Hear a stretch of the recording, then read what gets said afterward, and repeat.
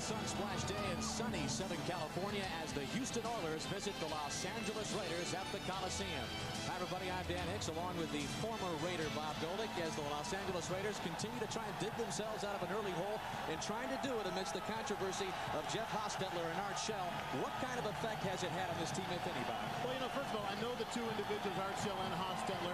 If they say nothing happened, then nothing happened. Secondly, the Raiders are a family. They believe themselves that way. When they're attacked from the outside, i.e. the media, they have a tendency to circle the wagons and just kind of like fend for themselves. As for the Houston Oilers, they got big problems of their own. They'll start their third different quarterback of the season. There he is. Billy Joe Tolliver gets the nod today. Right. Cody Carlson still a little bit tender on that left knee, so they're going to have to go with the start with Billy Joe. His first start as an Oiler. Well, the Raiders kick off. Jeff Jager. Houston won the toss, elected to receive.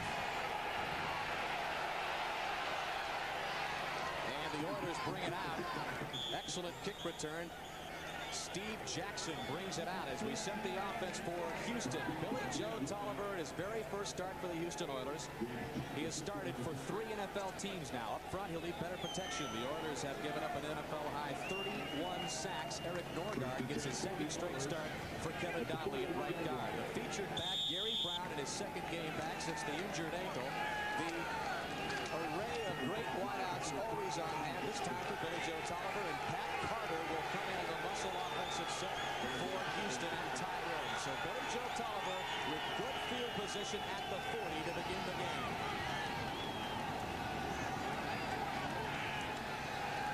And to the air right away, near side, Haywood Jeffries, and excellent Raider defensive play by Terry McDaniel. The Raiders on defense. The new addition up front, unrestricted free agent Jerry Ball over from Detroit. Rob Fredrickson is the left linebacker in his 4th game as a starter. He's just a rookie out of Michigan State. The big defensive change, Patrick Bates gets the start for Eddie Anderson. That breaks a streak of 78 straight games. Lionel Washington comes in as the Pirate. Eddie Anderson has a groin injury. Gain of 4 for Haywood Jeffries. Billy Joe Tolliver 1 for 1. Second down and 6. And this time on the ground it's Gary Brown. Brown up to midfield, close to a first down. Brought down by Rob Fredrickson. Gary Brown. Play for the Houston Oilers. Just short of the first down. It'll be 3rd and maybe less than a yard. Timeout. Los Angeles. That's their first charge timeout. And the Raiders call a timeout.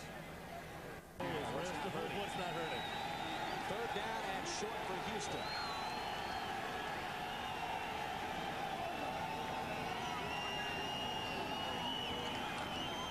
And to give up the middle, Gary Brown has the first down for the Oilers, who scored on their first possession for the first time all season long last week on Monday night. So very important for Houston to put some points on the board early if they're to be successful. As we look at the stats for Gary Brown, the great season last year, over 1,000 yards, and really what was a late season relief appearance for Lorenzo White, who got hurt. He's missed a couple of games this season, but he has to be healthy if the Houston Oilers offense is to get back on track. He was a big surprise for him last year when Lorenzo, who has been a mainstay for that Oiler offense for a number of years, when he got hurt, Gary had to step up and make things happen. The Oilers very, very pleased with his performance. I don't think the Oilers will be particularly pleased with that spot. It appeared that Brown had the first down, but now it'll bring up 4th down for Jack Pardee. And here comes Rich Camarillo. So the Oilers fail to score on their first possession again. Tell you what, I played right into the league in '79 with the New England Patriots. Rich was our punter back then, so he's about as old as I am. But the one thing I was impressed with, I watched him at practice at that age, kicking the ball. I saw it go 70, 75 yards in the air. Incredible leg strength. And he always had a pretty good role. And here you see him still kicking well and playing as an old guy. He's at the 35. Tim Brown, the all-time leader in punt return yardage for the Raiders, will let this one sail over his head. So Camarillo gets a big foot into that punt, and the Raiders will come out for their first series, 1st and 10 from the 20. And Jeff Hostetler brings the Raiders out. Excellent week last week. 21 of 30, 204 yards, couple of touchdown passes in the winner of Atlanta. Revamped offensive line up front. Jenkins and Skrepenek get their second straight starts at the tackle position for Hostetler up front. In the backfield, Harvey Williams, 107 yards last week against Atlanta. They hope he continues it today. The great Tim Brown, 130 yards in reception last week. And the Rocket, Raghib Ismail, comes in the 3 wideout Bear offense for Los Angeles.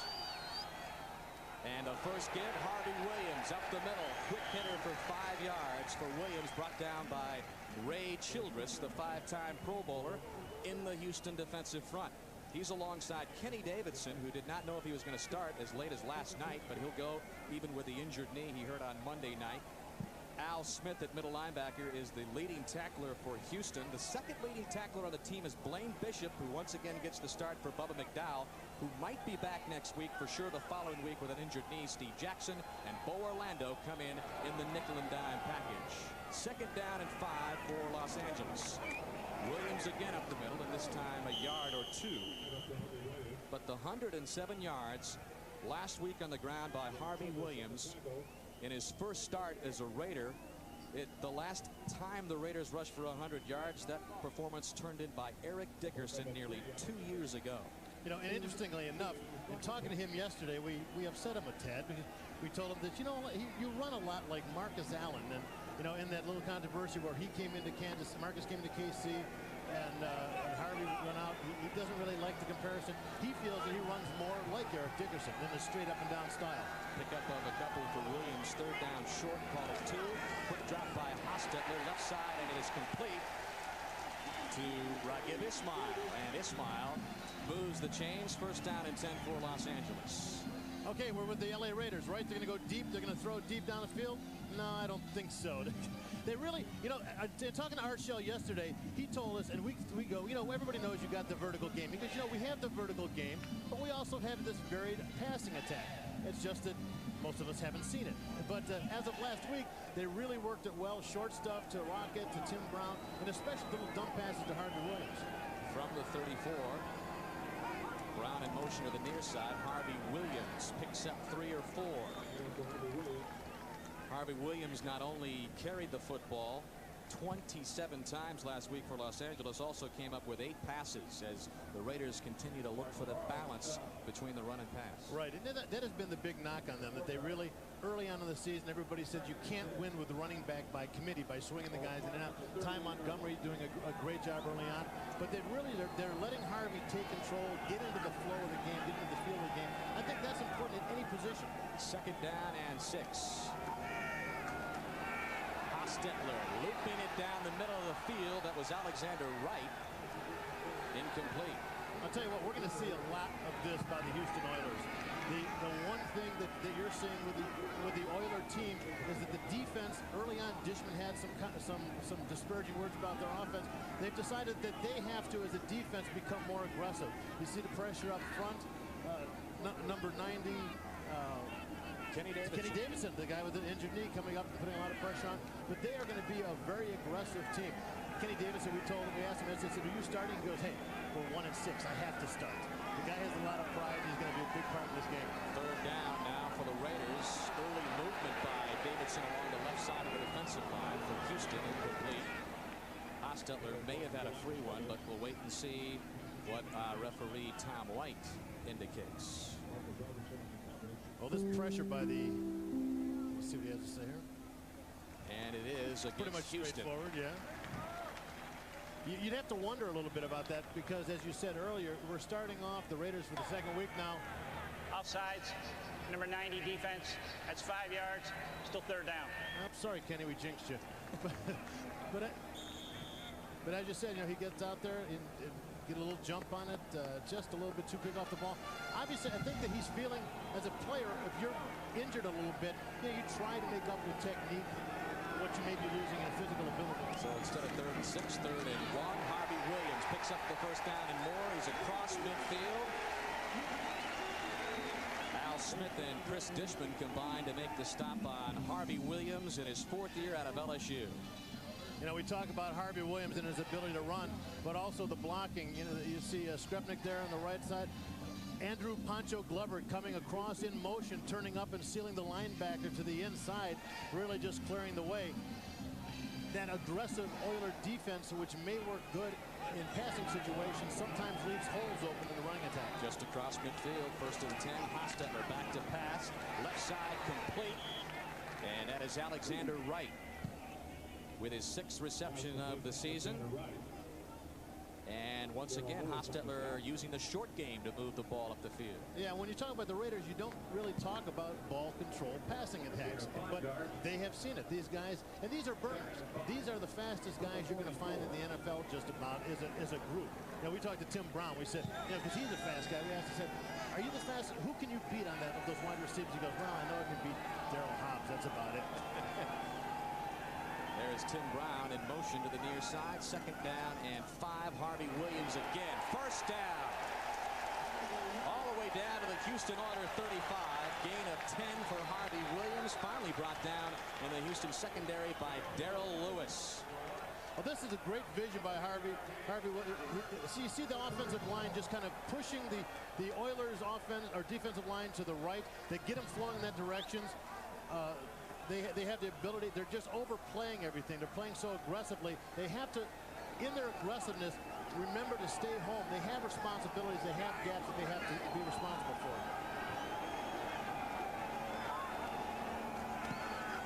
Hostetler wants to throw again on 1st down. Plenty of time. Will run and will drop down at the 30-yard line for a gain of 4 or 5 yards. Eddie Robinson made the stop. So Hostetler just as big a weapon at times as Harvey Williams has been. Hostetler can run it and run with the best of them as far as quarterbacks are concerned. Well, you know, we watched him earlier in the season. He was going through, had some injuries, wasn't moving well. Ankle was bothering him. Now it looks like, and talking to him, he's feeling much better. Art says that he's feeling much better. And you can see in his movement last week also that he's really getting around and able to scramble and throw the ball at the same time. 10th play of this drive. The gain of 4 for Hostetler, 2nd down and 6. And Harvey Williams this time stopped almost at the line of scrimmage by Houston as the surge was led by Kenny Davidson. The Houston defense says it feels like it's been playing good enough for the Oilers to be 5-2. They're 1-6, but defensively, Jeff Fisher and his unit feel that they have not let down on their side of the football. Well, the Raiders come in with basically an OT, one of those Washington OT type of plays, bringing the backside tackle around. See Jeff Fisher, their defensive coordinator for the Oilers. Kenny Davidson making a great play there, avoiding the block, squeezing through. Tough competitor. 3rd down and 4 for Los Angeles. Ball in just inside the 30-yard line. Hostetler pressured, finds a way out, chased by Kenny Davidson, who gets a hit on Hostetler, and it's incomplete, intended for James Jett. That'll bring up 4th down, and we'll see Jeff Jager, the field goal unit. Well, the first person you saw in was Blaine Bishop coming on a safety blitz, coming up from the outside. You see Haas dropping back, looking downfield. You see Blaine Bishop come in from the right side, throw him off, force him out of the pocket. Kenny Davidson doesn't look like he's hurting very much. So Jeff Jager on to attempt which will be a 46-yard field goal. That would equal his longest of the season. He had 3 of 4 last week, including a 46-yarder in the victory over Atlanta. Gossett doesn't even have a chance to hold as flags come in on the play. I'll tell you what, Jeff Jager jumped on that ball at the last minute. Everybody was just standing there. I think everybody had shades of the Rams game when Robert Bailey picked up the ball that was laying dead. Let's see if we can detect what happened. And that is Dan Turk, number 67, who was just barreled over by Houston. Mike Teeter right on his nose. I'll tell you what, that is one of the funnest jobs you can have on a football field, is being the nose tackle over a long snapper, because he's got his head down. You know, as soon as the ball snapped, boom, forearm right in the mask. It's a good feeling. Usually, if you can get him to roll over backwards, you know, you feel good about yourself. You know, you step on him as you go through.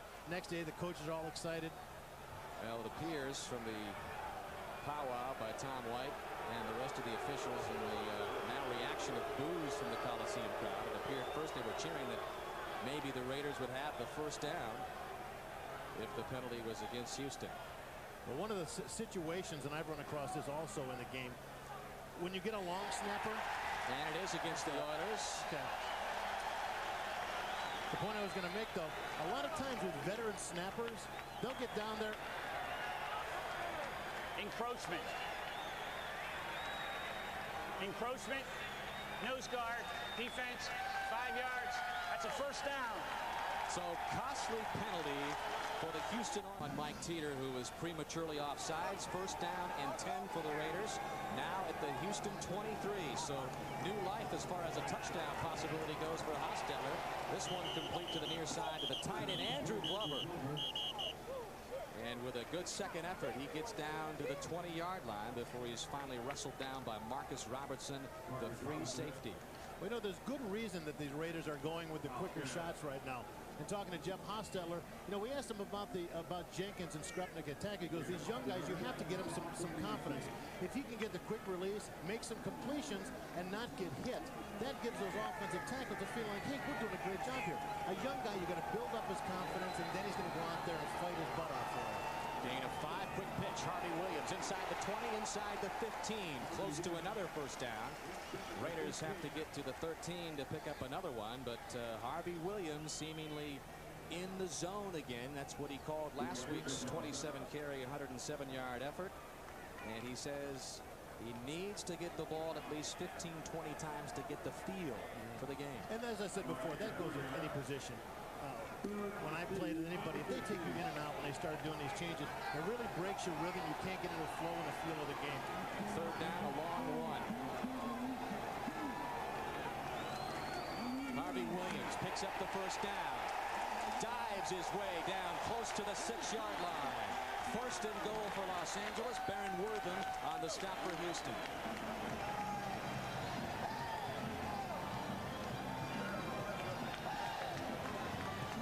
5:15 left in the first quarter. Williams already 41 yards on 7 carries. Having a great day. And you know what? He's really getting a lot of work up front. A lot of holes opened up front by the offensive linemen. And also we're seeing Tom Rathman. He's obviously brought in here to be a blocker. He's doing a great job today.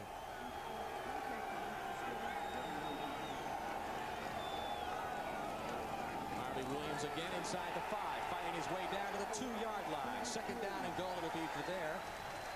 And Houston, number 8 in the league in defense, 3rd against the pass, but if there is a vulnerable spot on Houston's defense, it might be up front, where Jeff Fisher told us we are a little small up there, and thus they're 26th against the run in the NFL. Again, you're seeing the same thing. The defense, the Oilers defense, very aggressive, coming to the side of the play where the ball is committed. As they get to that point, the Raiders offensive lineman will seal them to that side. Harvey Williams, with his quickness and his ability to make those cuts, is cutting back and just finding little gaps to the backside. Timeout on the field. Hostetler will go discuss it. Raiders with second down and goal. We'll be back to the Coliseum scoreless. Best venues for Halloween costumes as you look at some of the pumpkin carving, but some of these costumes that will be showing as this game goes on are hard to believe.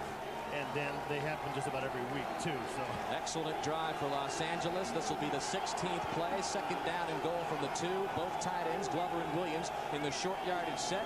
Harvey Williams, touchdown Los Angeles.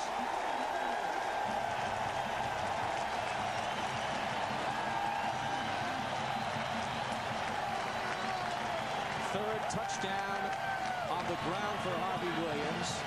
5th of the year, and the Raiders are up 6-0.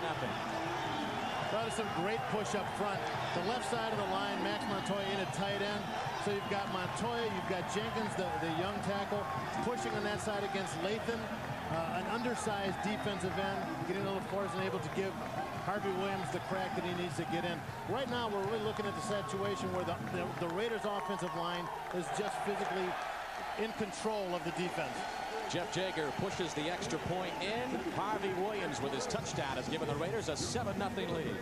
Coliseum in Los Angeles. The Raiders up 7-0 off a very impressive drive. They chewed up almost 9 minutes on the clock.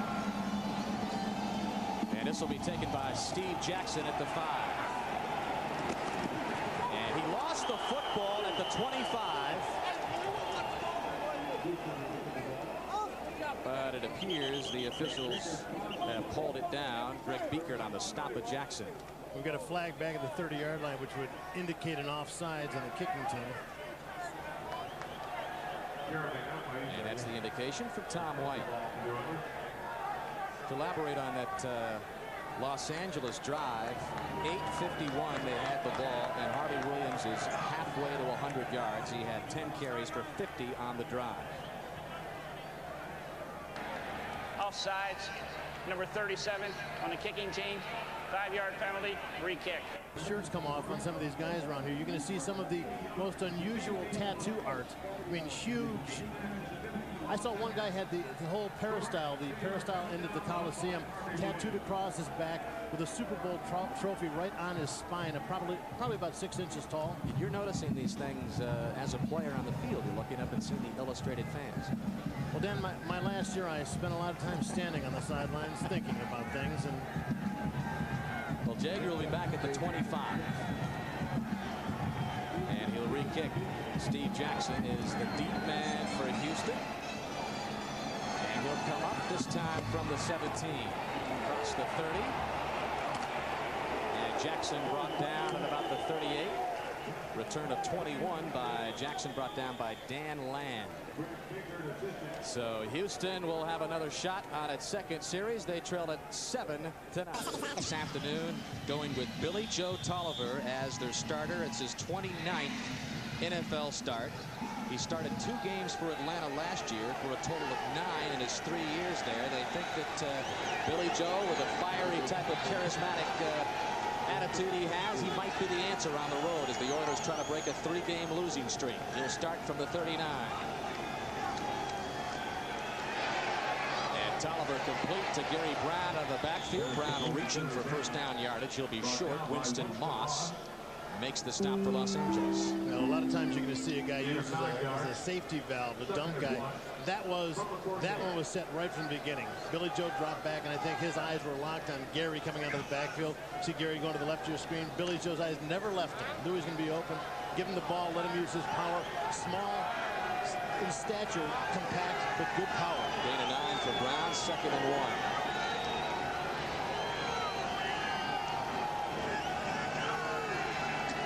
This is Brown on the ground. First down yardage and more, all the way down to the Raider 41-yard line. Gain of 11 for Brown, who really took a lot of the responsibility for the loss to Philadelphia. You were the guy that caused a stop in a drive or the loss of the game. 1st and 10. Tolliver with plenty of time, fires it over the middle, incomplete. It was intended for Webster Slaughter. A pretty good defensive play by Albert Lewis, the former chief of 11 seasons, who signed on as an unrestricted free agent with the Raiders this past March. Yeah, Albert just stepped in to the starting role a couple of weeks ago for Lionel Washington. See the breaking across the middle and just staying with the receiver very, very closely. Slaughter all over Slaughter's back, was able to get the hand in. Good concentration, just being able to reach in, keep the hand off the receiver, and knock the ball away.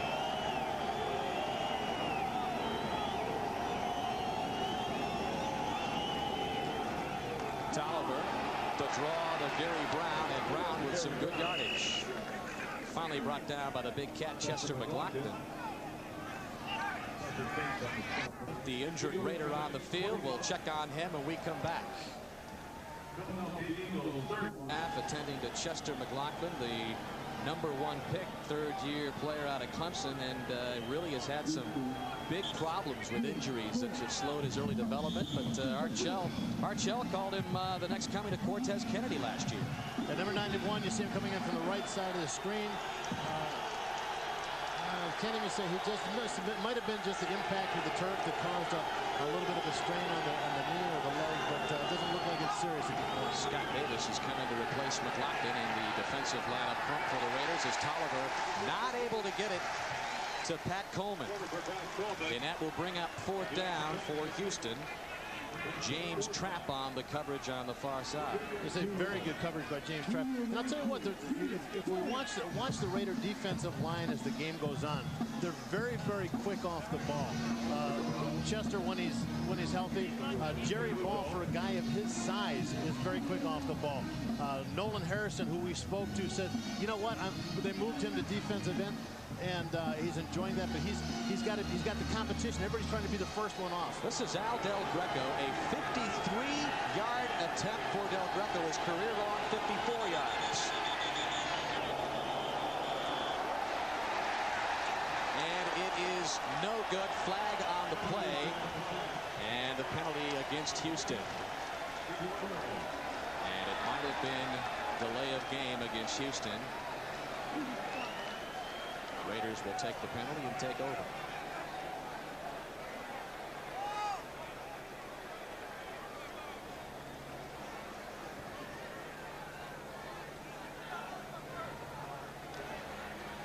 Delay game.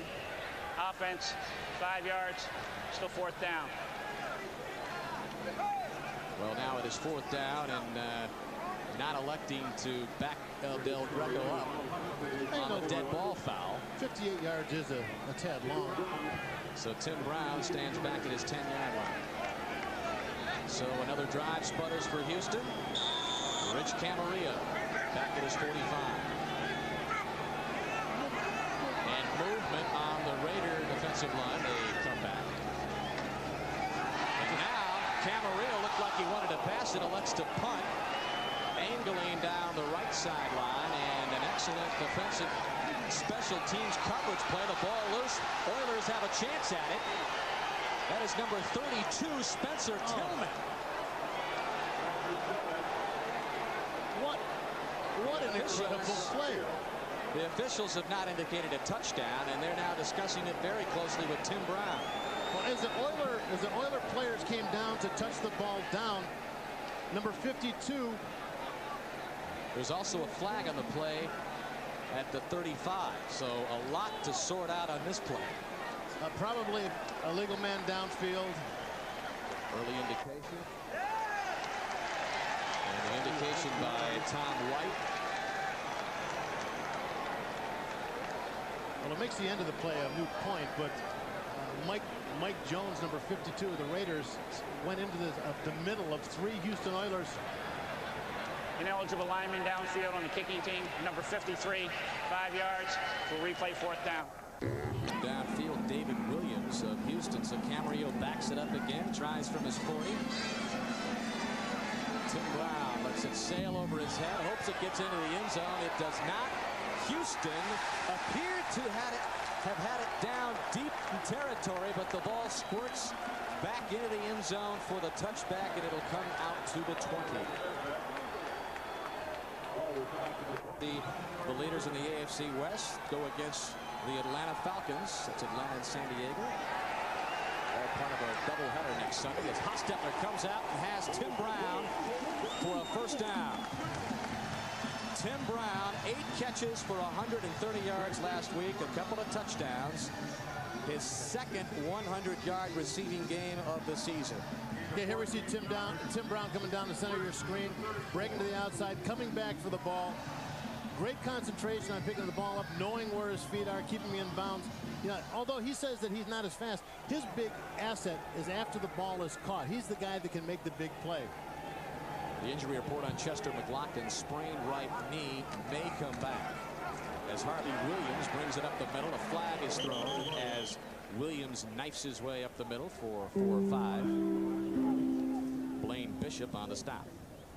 And the holding call indicated against Los Angeles. You know, the most penalized team in the AFC. Well, they're not necessarily holding true to form, but it's not a good start. I believe it against number 76, Steve Wisniewski.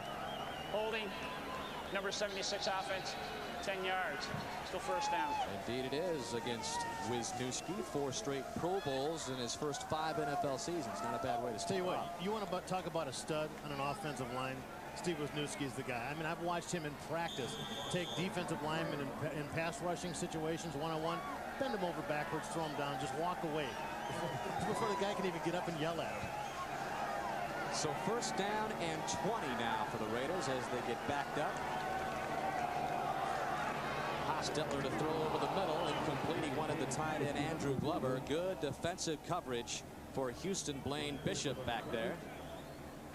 Okay, the beginning of this game, we saw a lot of pressure, a lot of blitzes, and the Raiders are making the plays. Now we've got a four-man rush. I think the Oilers are deciding, you know what, we can't open ourselves up too much. They come in with a straight four-man rush here, which is giving Hostetler a little bit more time. Right now, everything's going the Raiders' way. Second down and 20. Rathman and Williams in the backfield for Hostetler. Closing seconds of the first quarter, 25 seconds left. Hostetler feels the pressure, loops it up, and he had James Jett out there, but Jett not able to catch up with it. Good pressure by Houston linebacker Eddie Robinson on the blitz. Well, I don't know what happened. They had full protection in both backs in the backfield to pick up on any kind of blitz coming. And you see Eddie Robinson coming from the outside. Good hit. It's amazing when these guys get a good hit on a quarterback like that. A lot of times you see the quarterback still focusing downfield as he's falling. That's one of those things that amazes me. Well, how different is this drive for Los Angeles as compared to the first drive? I mean, it was easy pickings for Los Angeles where they chewed up nearly 9 minutes to take the 7-0 lead. But now, 3rd and 20. Hostetler feeling the heat again. Gets it off complete to Harvey Williams, and Williams maybe a couple of yards, so 4th down and long, and the Raiders will have to punt it away. Steve Jackson dragged Williams down. Boy, and they had to nothing. Back after these messages. Your neck of the woods, Bob Golick. Speaking of my neck of the woods, that's my girlfriend. Well, how did she get on our telecast? I gave her tickets. And I bribed the cameraman. Gossett to punt on 4th down and 18. Ernest Givens drifts back to the 27. And hit hard at the 35. Return of about 8. Late flag in. And that sometimes indicates unsportsmanlike penalty. A late hit of some kind, but we'll wait and hear.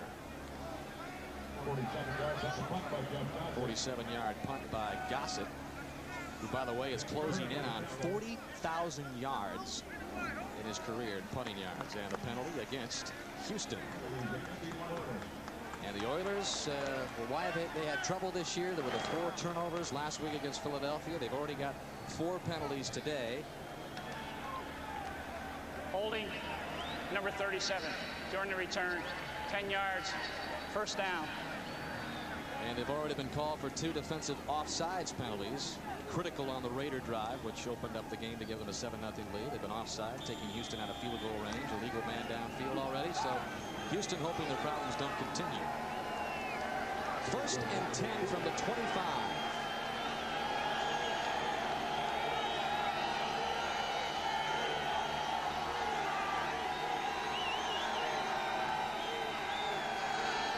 Count by Tolliver, and this is Gary Brown right side. Stop for maybe a gain of 1 or 2. The Oilers in the white-on-white uniforms for the first time since their opener in 1989. Came out in the uniforms hoping to get something started. They usually wear the blue pants with the white jerseys. As we take a look at the first quarter statistics. And the time of possession, of course, dominated by Los Angeles. So maybe Houston lucky to be only behind 7-0. I think one thing you have to look at is the 12 yards of passing so far. Billy Joe, the spark that they're hoping would bring this passing game alive, just hasn't happened to this point.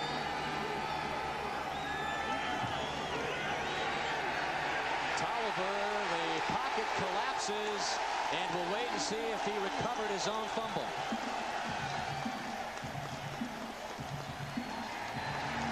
Recovered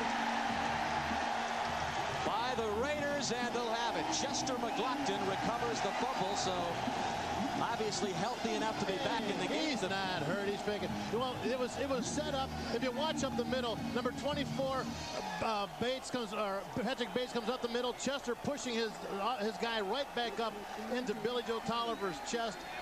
Billy Joe just losing track of the ball, dropping it, Chester picking it up. Great pressure up front. And that's one of the things you see with this Raider defense. Not only are they having the great strength, the quickness on the outside, with Chester McLaughlin and Jerry Ball, these big guys pushing up the middle, it collapses that pocket and gives the quarterback nowhere to go. We talk turnovers already, 1 for Houston, and it sets up the Raiders at the 22. Harvey Williams pirouettes, looking to get inside the 20. And that'll be a gain of 3 for Harvey Williams. Brought down by Al Smith, the leading tackler in the Houston defense. Well, Al Smith coming playing off of the block of Greg Skrupnik. Nice play. Good awareness, and that's something that with Harvey Williams at running back, this Oiler defense is going to have to do. They're really going to have to, as I said before, pay attention to their responsibilities, know where their gaps are along the line. They all can't go chasing across the field to where they think the ball's going to go. The guy's going to cut back, and they got to be there to make the play.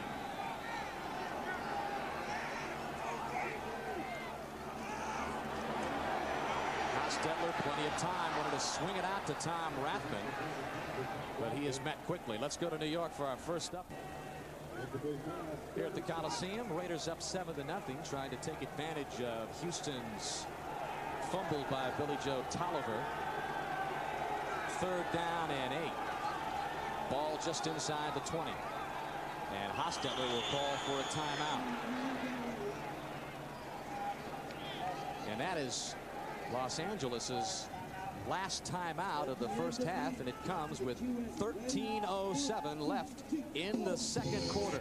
Dan Hicks with Bob Gold back at the Coliseum in Los Angeles. Pretty crucial call here for the Raiders, Bob. 3rd down and 8. They have Ismail, Brown, and Wright in, along with the tight end Glover. But you look at the split backs in the backfield. Glover is one of the backs. He's in for protection. This is going to be a pass. They may slip a draw, but it's definitely going to be a flag is thrown. That'll stop play. And it'll be nothing. Well, Jeff Hostetler is a guy, and he's the big leader out there. And especially down in the red zone, you get down to the 20-yard line in. False start. Number 76 offense. Moving prior to the snap. Your hand on the ground is difficult to get it up and get your body in position. You know, sometimes you get caught leaning. 3rd down now and 13. Hostetler feels the pressure from the right, goes down, gets rid of it, and it's intercepted. This is Darrell Lewis on the interception for Houston, brings it back out to the 21-yard line. Eddie Robinson was pressuring Hostetler. And Don Mosbar, the center, makes the tackle on Darrell Lewis, who picks up his 4th interception of the year. I see the nose tackle dropping, Childress dropping out. Just an ill-advised throw by Hostetler, snagged by Darrell Lewis. Great run. Raiders lead at 7-0, but a turnover. Houston trying to take it back. Somebody's supposed to go get the quarterback, and for whatever reason, I think it's intimidation. Here you'll see Eddie Robinson coming in, just getting a nice shot. Not like it's that hard to block a quarterback, but it's still very satisfying. 8th interception of the season for Hostetler. Tolliver goes to work, complete. Haywood Jeffries across the 30-yard line, close to a first down, gain of 8 or 9 for Haywood Jeffries, the leading receiver for Houston this year. There you see his numbers. Ranked 3rd on the Oilers' all-time reception list. 3 straight Pro Bowls. But he had the slick of 3 straight. And the AFC pass-catching championship snapped last year, did Haywood Jeffries. So Billy Joe Tolliver, 2nd down and 1. And the give to Brown, fighting for first down yardage. Well, I know that it's 2nd and very short, about a yard, but you look at the size of those guys in the middle of the Raiders. Picks up the first down. Oilers at the 32.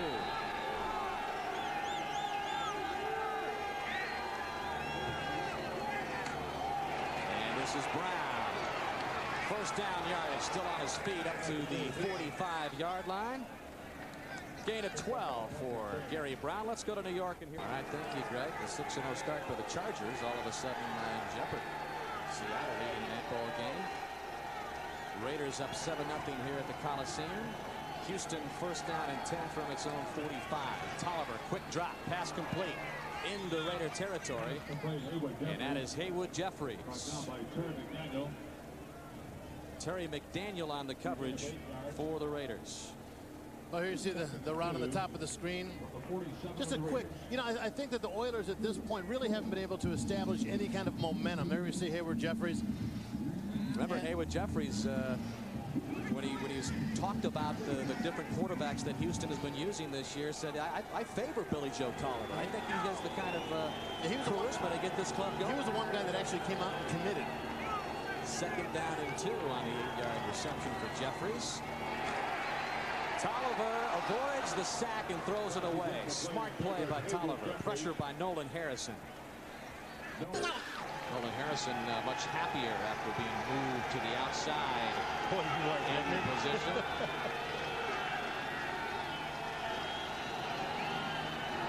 And this is Gary Brown. Brown not much at all. Stopped by Anthony Smith. And that will bring up 4th down for Houston and Rich Camarillo. Remember we talked to Nolan, and Nolan, when he first came in, he was playing defensive tackle, playing the inside. We asked him yesterday, how do you like that switch to defensive end?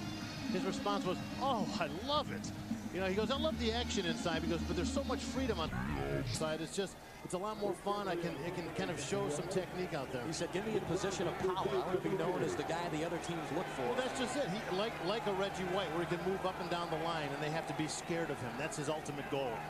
There's Tim Brown, ready to receive the Camarillo punt. Brown calls for the fair catch, and it is tracks at the 13 is where the Raiders will begin. 35-yard punt for Camarillo.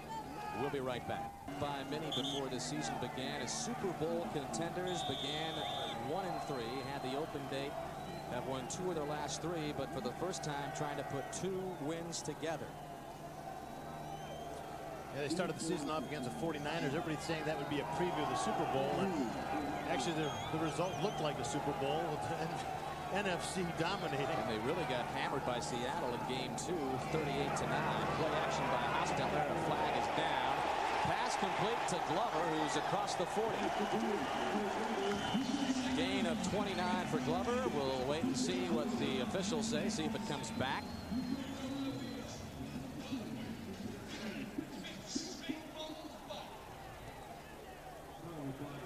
Well, Glover was wide open. It looked like they were in man-to-man coverage. And it will come back. Illegal motion against Los Angeles. Another penalty against Art Shell's team. Let me tell you, from sitting in Art Shell's meetings. Illegal motion. Number 82 offense. 5 yards. Replay 1st down. Penalty against James Jett. Sitting in Art Shell's meetings, when you make mistakes like that, kind of these penalties that are basically stupid. They're concentration penalties, things that you're just not concentrating about.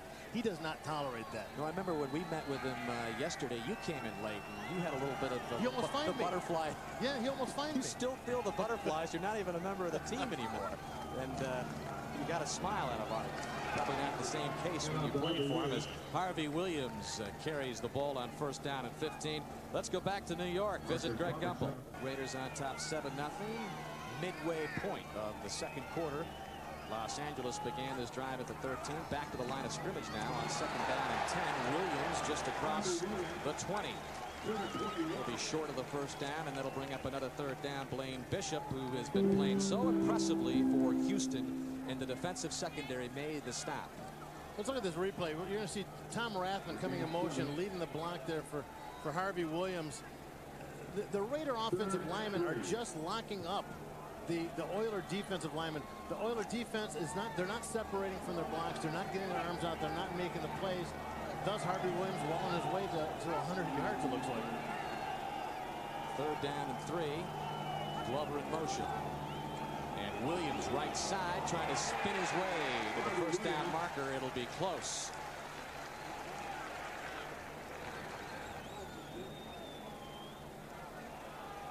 Blaine Bishop, again, one of the Oilers trying to prevent the 1st down, but the indication the Raiders have it.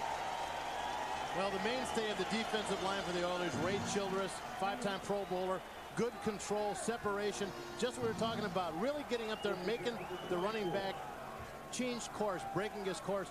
Great job on his part. Unfortunately, he didn't get the support behind him to make the stop. 146th game for Ray Childress, the former number 1 pick at Texas A&M. Got to be tired. Williams again, and Williams across the 25-yard line, and Harvey Williams, like you said, well on his way to another 100-yard game. He also caught 8 passes last week, the most by a Raider running back since Marcus Allen did it 2 years ago. Here's another shot of Ray Childress. Look at the mobility. This is the great thing about him. You look at him, he's tall and he's lean, You don't see him as an overpowering guy like the guys you see up front on the Raiders, but he has the ability, the quickness, the separation, and you see his lateral movement along the line. He moves like a linebacker, and can cover a lot of ground and make a lot of plays. Kenny Davidson used the word crafty for Ray Childress. Hostetler throws it over the middle. Another interception for Houston. Marcus Robertson this time. And Robertson run out of bounds at the Raider 35. Second interception for Hostetler. 9th of the season. And you don't see Hostetler throw very many interceptions. No, he doesn't. You know, I really think that he was lured into that a little bit. Tim Brown was covered by, I believe, Chris Dishman coming across. Didn't see Haas didn't see Robertson coming across from the other side. Stepped right inside and snagged the ball. Looked like there's a little bit of bumping going on between the Brown and Dishman, but referees didn't see it. Houston trying to take advantage of another Raider turnover. This time, just 35 yards away from the Raider goal. Tolliver looping it up. And that pass is intercepted in and out of the arms of Patrick Bates. No interception, incomplete pass. It was intended for Givens. Nearly back-to-back interceptions. Now, I don't know. I think that, you know, Billy Joe is one of the good things about him is he's good coming off the bench. I don't know if he's, you know, if he's having the experience of reading some of these defenses. He's throwing into a double coverage right there. Lionel Washington taking it down the field, and Bates coming up over the top with a deep support. Billy Joe, career 34 touchdowns, but he's also been plagued by the interception. 37 in his career. As he's chased again, this is knocked down by Jerry Ball. Tolliver was in trouble all the way on that play. Well, I'll tell you what. If you hit Jerry Ball, you didn't throw the ball very well, because Jerry Ball's about 6'1". He's not like a tall guy that's going to get up in your face. I think Billy Joel just didn't get the ball up in the air. Don't know, as he scrambled to the left side of your screen there, as you see him, looks like he's trying to throw back. Anthony Smith coming in, putting a hit on Billy Joe Tolliver. Ball hitting Jerry Ball. Jerry Ball, very appropriately. Rumor has it he can dunk a basketball, though, at 6'1", 310 pounds. Yeah, but that's at Kids R Us, at that little Nerf hoop. 3rd and 10 now. Tolliver shows the strong arm, but well out of bounds. That was intended for Pat Coleman, and that'll bring up 4th down. Now, the one thing that Billy Joe Tolliver said, he goes, the difference of coming in as a starter and coming in as a backup or coming off the bench as a starter, you've got to be a little bit smarter. I mean, you've got to prepare. If you come off the bench, you can just, you know, they don't really expect anything out of you except trying to save the game. So you can take the chances. You can make the plays that perhaps wouldn't have fit into the game plan coming into the game. Well, 3 and out as the Oilers unable to take advantage of the interception by Robertson. So Camarillo stands at midfield and Tim Brown back at the 10. And it'll be a delay of game on Houston downs in the first 3 quarters this season for a total of 36 points. And this is this run and shoot offense that was so productive and so prolific for so many years. Camarillo trying to angle it. This punt too far, and Los Angeles will come out with another chance. They lead at 7-0 on a touchdown scored on their opening drive. Science fiction. Maybe it'll come right on after Sequest. I'll be a happy guy. All right. Raiders from the 20, 1st and 10. 5:37 left. They lead at 7-0. Harvey Williams darting his way for 6 or 7. Brought down by Michael Barrow. You mentioned the resemblance to Marcus Allen and how that struck a chord with Harvey. Now, I don't look like Marcus Allen at all. I look more like Eric Dickerson. Well, he did. He snapped quickly on that. But you know, it makes a lot of sense.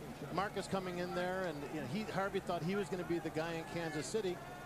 Marcus coming in, kind of taking over. I would imagine he'd want any kind of resemblance. No love lost between Harvey Williams and his old Kansas City mates.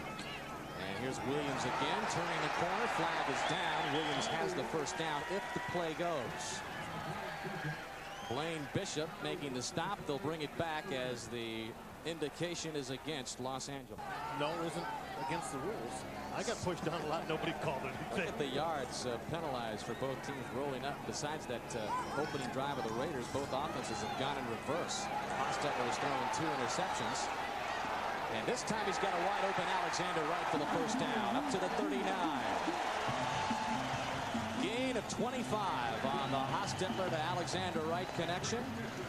Wright, you mentioned speed earlier, Bob. He's the 2-time defending champion of the NFL's fastest man contest. Well, he's the guy that can burn it. He just got to give Haas the time. He has it here. You see,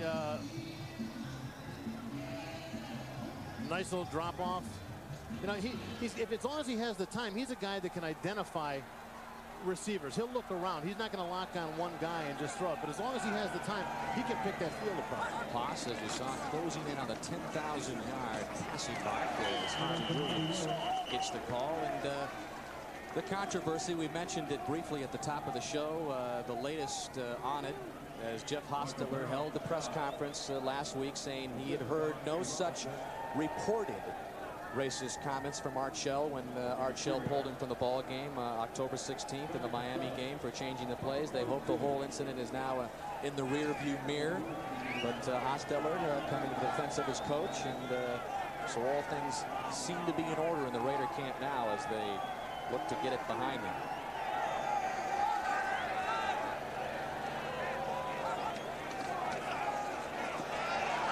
Hostetler feeling the pressure, gets rid of it. Tim Brown was downfield and he was double teamed.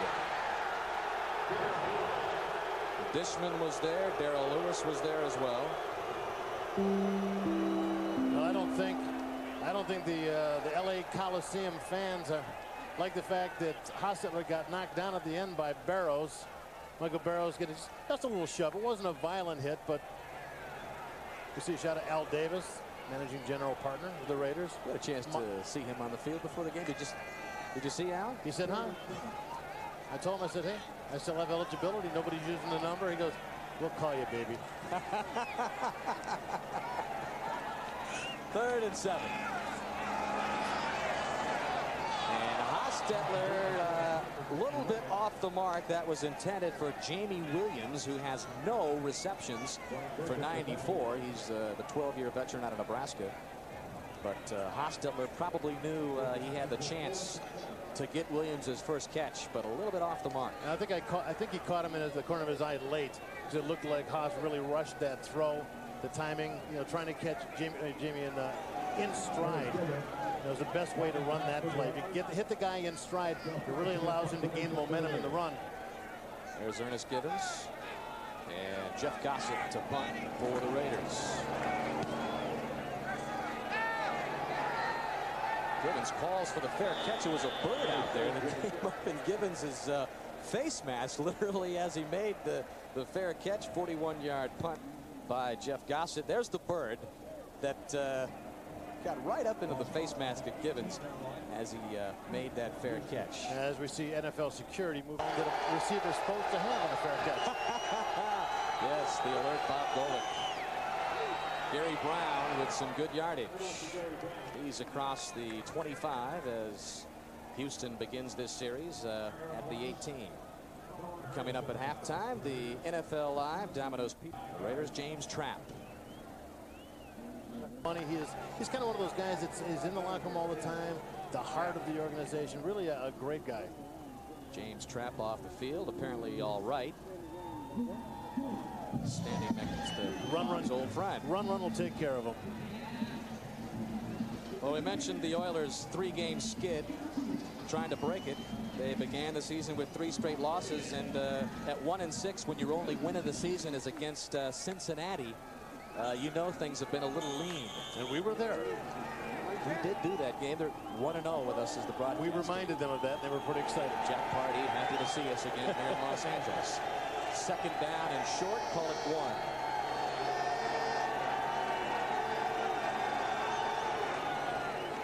Gary Brown trying to pick up first down yardage.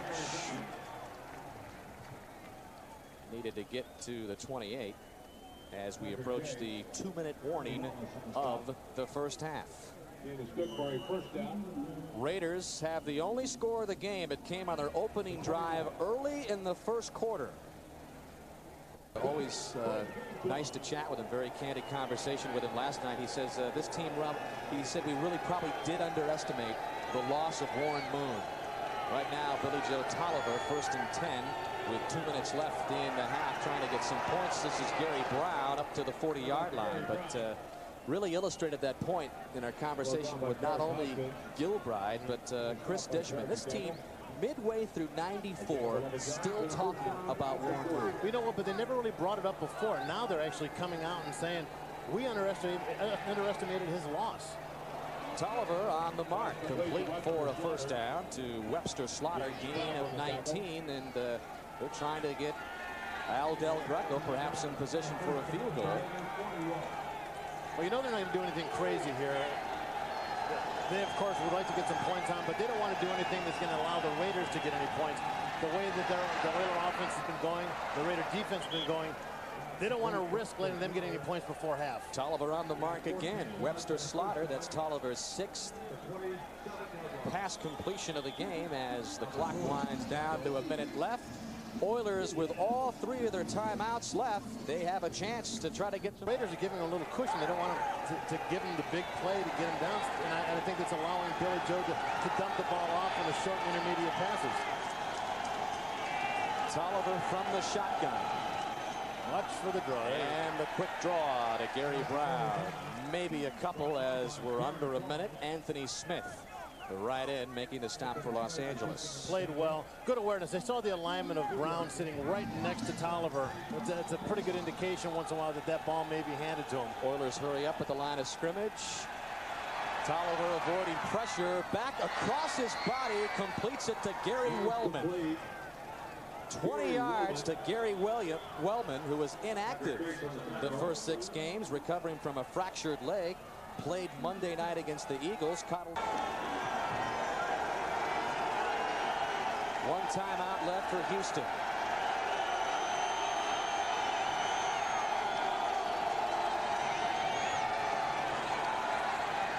Tolliver, plenty of time, decides to run it inside the 5. Tolliver stretching for the end zone. Touchdown indicated from the near side.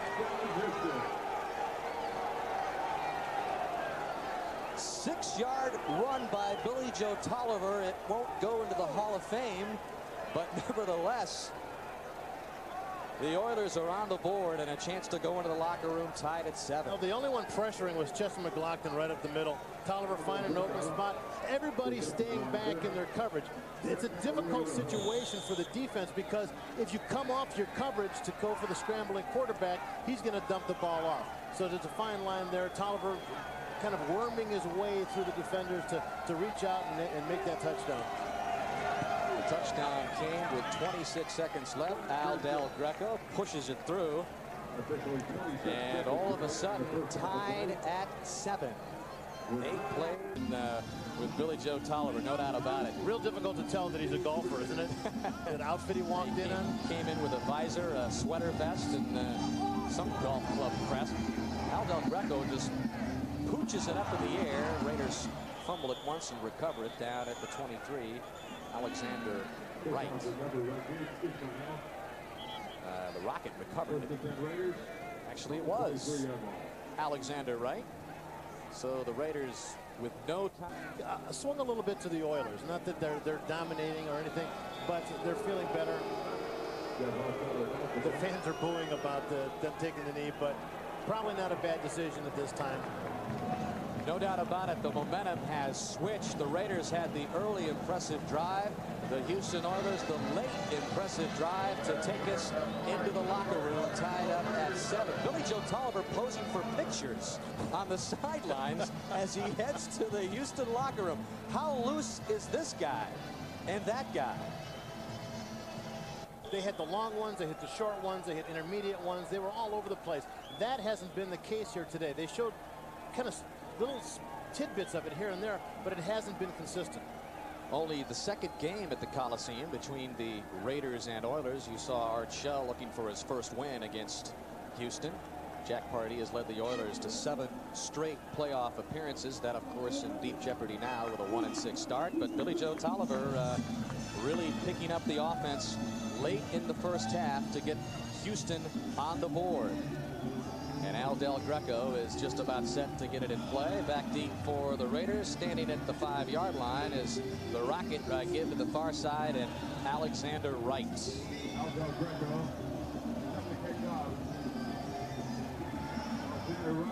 Oilers trying to break the 3-game losing streak. Raiders trying to put 2 consecutive wins together for the first time in 94.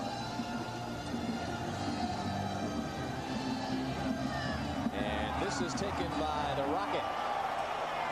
And Ismail turned around at the 22, spins his way free and gets up close to the 25, if not across it. As you see Rocket Ismail, he's a guy that they kind of brought along slow. I think they could afford to do that because they had so many other talented receivers, but now he's really come into his own. Talking about the receivers, in talking with Jeff Hostetler yesterday, he said one of the reasons for the better offensive display by Los Angeles was the meetings in the meetings room. They've actually had a chance to diagram some plays with a wide receiver. Right, they all have a better idea of the overall picture. Who needs to be at what depth and why? Is it to bring a linebacker up and keep the guy behind him free? The whole concept is more clear to these guys now. Maybe they had a chance to look over those diagrams again in the locker room because the Raider offense sputtered after that opening drive as Harvey Williams gets the first carry. Eddie Robinson stops him for a yard loss or so. Williams with the 80 yards in the first half. Well, the Oilers have to start out by stopping. You see Kenny Davidson, good pressure against the double team, maintaining, holding the line up right there, rolling off. Eddie Robinson coming in. Harvey Williams trying to get that leap. You always want to get a shot. It's great to get a shot on a running back when he's trying to jump over something. They have no power. They have nothing. Hostetler feeling the pressure from behind. Wanted to get the ball to Harvey Williams. A flag has been thrown at the 35. Al Smith on the coverage. I got a feeling one of the defenders was on Harvey a little bit tight. It may have been Al Smith or Darrell Lewis.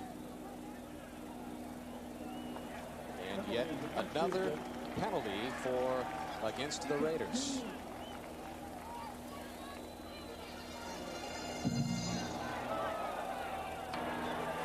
Illegal contact. Number 29 defense. 5 yards. That's a first down. Illegal contact against Darrell Lewis, and that enables the Raiders to get the first down. We haven't heard much about that since preseason when that new rule, the bump rule, the 5-yard chuck rule came into effect, and it was literally almost called on every other play. Now it really seems they've settled down. The refs aren't calling it as much, but unless it was blatant like on that play. Instead of 3rd and 11, another first down for the Raiders, taking advantage of another Houston penalty. Hostetler gets it to Harvey Williams. And Williams is up to the 35. Brought down by Al Smith. Well, looking at that play, that is Harvey Williams' play all by himself. Play action pass. If you see here in the replay, fake run, play action pass to Harvey Williams, which kind of settles down the rush so they can't come in. It freezes the linebackers. Harvey's able to then slip in behind the defensive line, the linebackers, find a little open spot and have the ball dumped to him. So that one was all on Harvey. What was the line by Harvey Williams? Yeah, I'd like to touch the ball any way they could get it to me. Drop it from a helicopter. I'll take advantage of it. Well, I haven't heard any blades yet. Well, he fumbles this one in the backfield and tries to get up to the line of scrimmage. He had the ball 35 of the 63 times the Raiders had it from scrimmage last week. Just a broken play here. I think Jeff Hostetler was expecting him to come over the top behind him on a wide play, and Harvey was actually coming to the inside. And at that point, both guys are looking at each other going, which way do we go? You know, they're both trying to correct, and it just kind of messes both guys up. 3rd and 7 for Los Angeles. Opening drive of the second half. Raiders scored on their opening drive of the first half. Hostetler with time, complete to Tim Brown, and Tim Brown lunges close to midfield. Gain of 15 for Brown, and Ask anyone about what separates Tim Brown from the rest of the wide receivers in the National Football League. It's what he does after the catch. Right, and he says, he goes, I won't pretend that I'm a great route runner or I'm crisp. There it looks like he's running some really good routes. What they do say about him is that he's a guy that really is aware. He has a great vision. He knows how to find the open spot between coverage guys. And as you said, after the ball, he's dangerous. Well, the 80 catches were the most ever by a Raider receiver at 94. He had 4 100-yard receiving games. Already has a pair this season. And is well on his way to another Pro Bowl year. Hostetler with good protection from his line up front just throws it away. Brown was in the vicinity, but he was well covered. Well, you know, there's a limit to what you can do with good protection. Timing is important with receivers and quarterbacks. You can give the quarterback all the time in the world, but after a certain amount of time, the receivers have run their routes, and they don't know where to go. At that point, they've got to redirect. So then it comes down to, okay, do I break this way? Then it becomes a guessing game, you know, intuition thing between the receiver and quarterback. Where's he going to go? Can I dump it off to him? So it becomes more difficult the longer he holds it. Pitch to Harvey Williams. 2nd down and 10. He's got 5, 7, 8 yards. Flag comes in. Al Smith making the stop for Houston. Well, we're going to have a holding call on, I believe it's going to be on Robert Jenkins. I believe he was holding Lamar Lathan, right defensive end. What happens a lot of times when you get these perimeter runs, these tackles have a hard time neutralizing these quick defensive ends who like to separate and get out and flow after the play. Holding, number 64, offense, 10 yards, still 2nd down. Defensive ends when they run perimeter runs. So now 2nd down and 18. Ball pushed back to the 41. Hostetler over the middle, and it is complete. James Jett. Jett will be short of the 1st down. Darrell Lewis made the stop. 16-yard gain by Jett. They're signaling to bring it back. Another penalty flag. This game has been marred by penalties. This crowd is hating it. Holding, number 64, 10 yards, still 2nd down. Jenkins again called for the penalty. Well, he's a guy that's been around. I mean, he's just started as a starter last week, but he's a 9-year veteran. He's been around. He's started in approximately 13 games. See if we can see him over the left side of your screen. Yeah, as Lathan tries to turn the corner, he pulled him down to the ground. A lot of times they try and disguise that as, no, he slipped. No, seriously, I just happened to fall on top of him. But most good referees can see that. Penalty yards piling up. 2nd and 28. Hostetler just gets rid of it. Another flag is thrown in. And Hostetler took a shot. Lamar Lathan was spearheading the pressure for Houston. Yeah, it looks like they ran a game up on the top between Lathan and Montgomery. Tom White's been our player of the game. Hit an ineligible lineman, number 72. The result of the play is an incomplete pass, 3rd down. Penalty called against Don Mosbar, the center. Let's look at the right side of your screen. You're going to see Lathan come down underneath. They'll run a game between the tackle and the defensive end. The tackle who's lined up on the inside will make a move to the outside. He's got to get to the outside of the line to make sure the quarterback stays in containment. At that point, the defensive end, Lamar Lathan, is going to come back down underneath, hopefully find an open spot as he did there and get a shot at the quarterback. 3rd down and 28. See if we can get a playoff here without the yellow laundry. Harvey Williams finds a big hole. Has room across midfield. Finally dragged down by a couple of Houston Oilers in Oiler territory at the 42. 27-yard gain by Harvey Williams. Robertson and Bo Orlando, the safeties, combined to bring him down, but not before Harvey Williams picks up a big gain. Well, I'll tell you what, if you want to talk about who got that 1st down, you got to give it to James Jett. You just see Harvey, we're coming here, you're going to see James Jett get a block on Darrell Lewis right there, which breaks Harvey Williams, lets him get the extra yards he's going to need to get that 1st down. Just short. Darrell Lewis slow getting up too, so it's kind of diminutive James Jett taking a good shot at him. And Hostetler calling a timeout will head to the Raiders sideline to discuss some strategy with Art Shell and company. 4th down and 2 with 10:01 remaining in the 3rd quarter.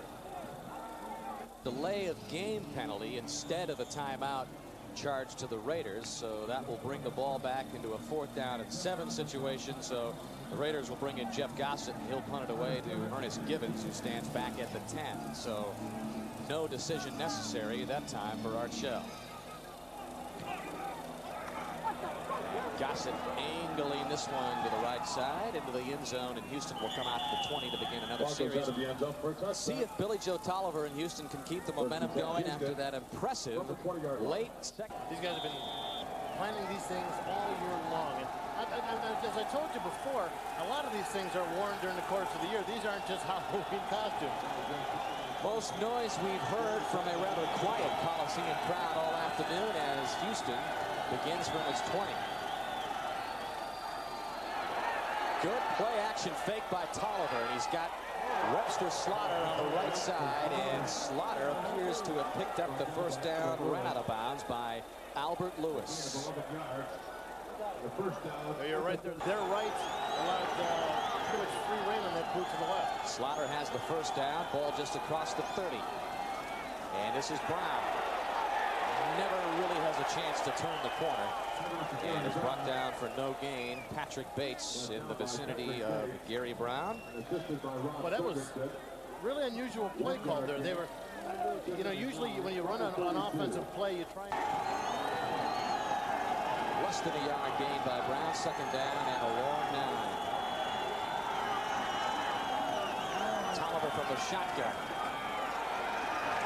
Tolliver avoiding pressure and throwing it away. Another smart play by Tolliver. Early in the 1st half, we saw him do the same thing. And that will cut down on the interception. Traded away 3rd, 4th, and 7th round picks to the Giants to get him.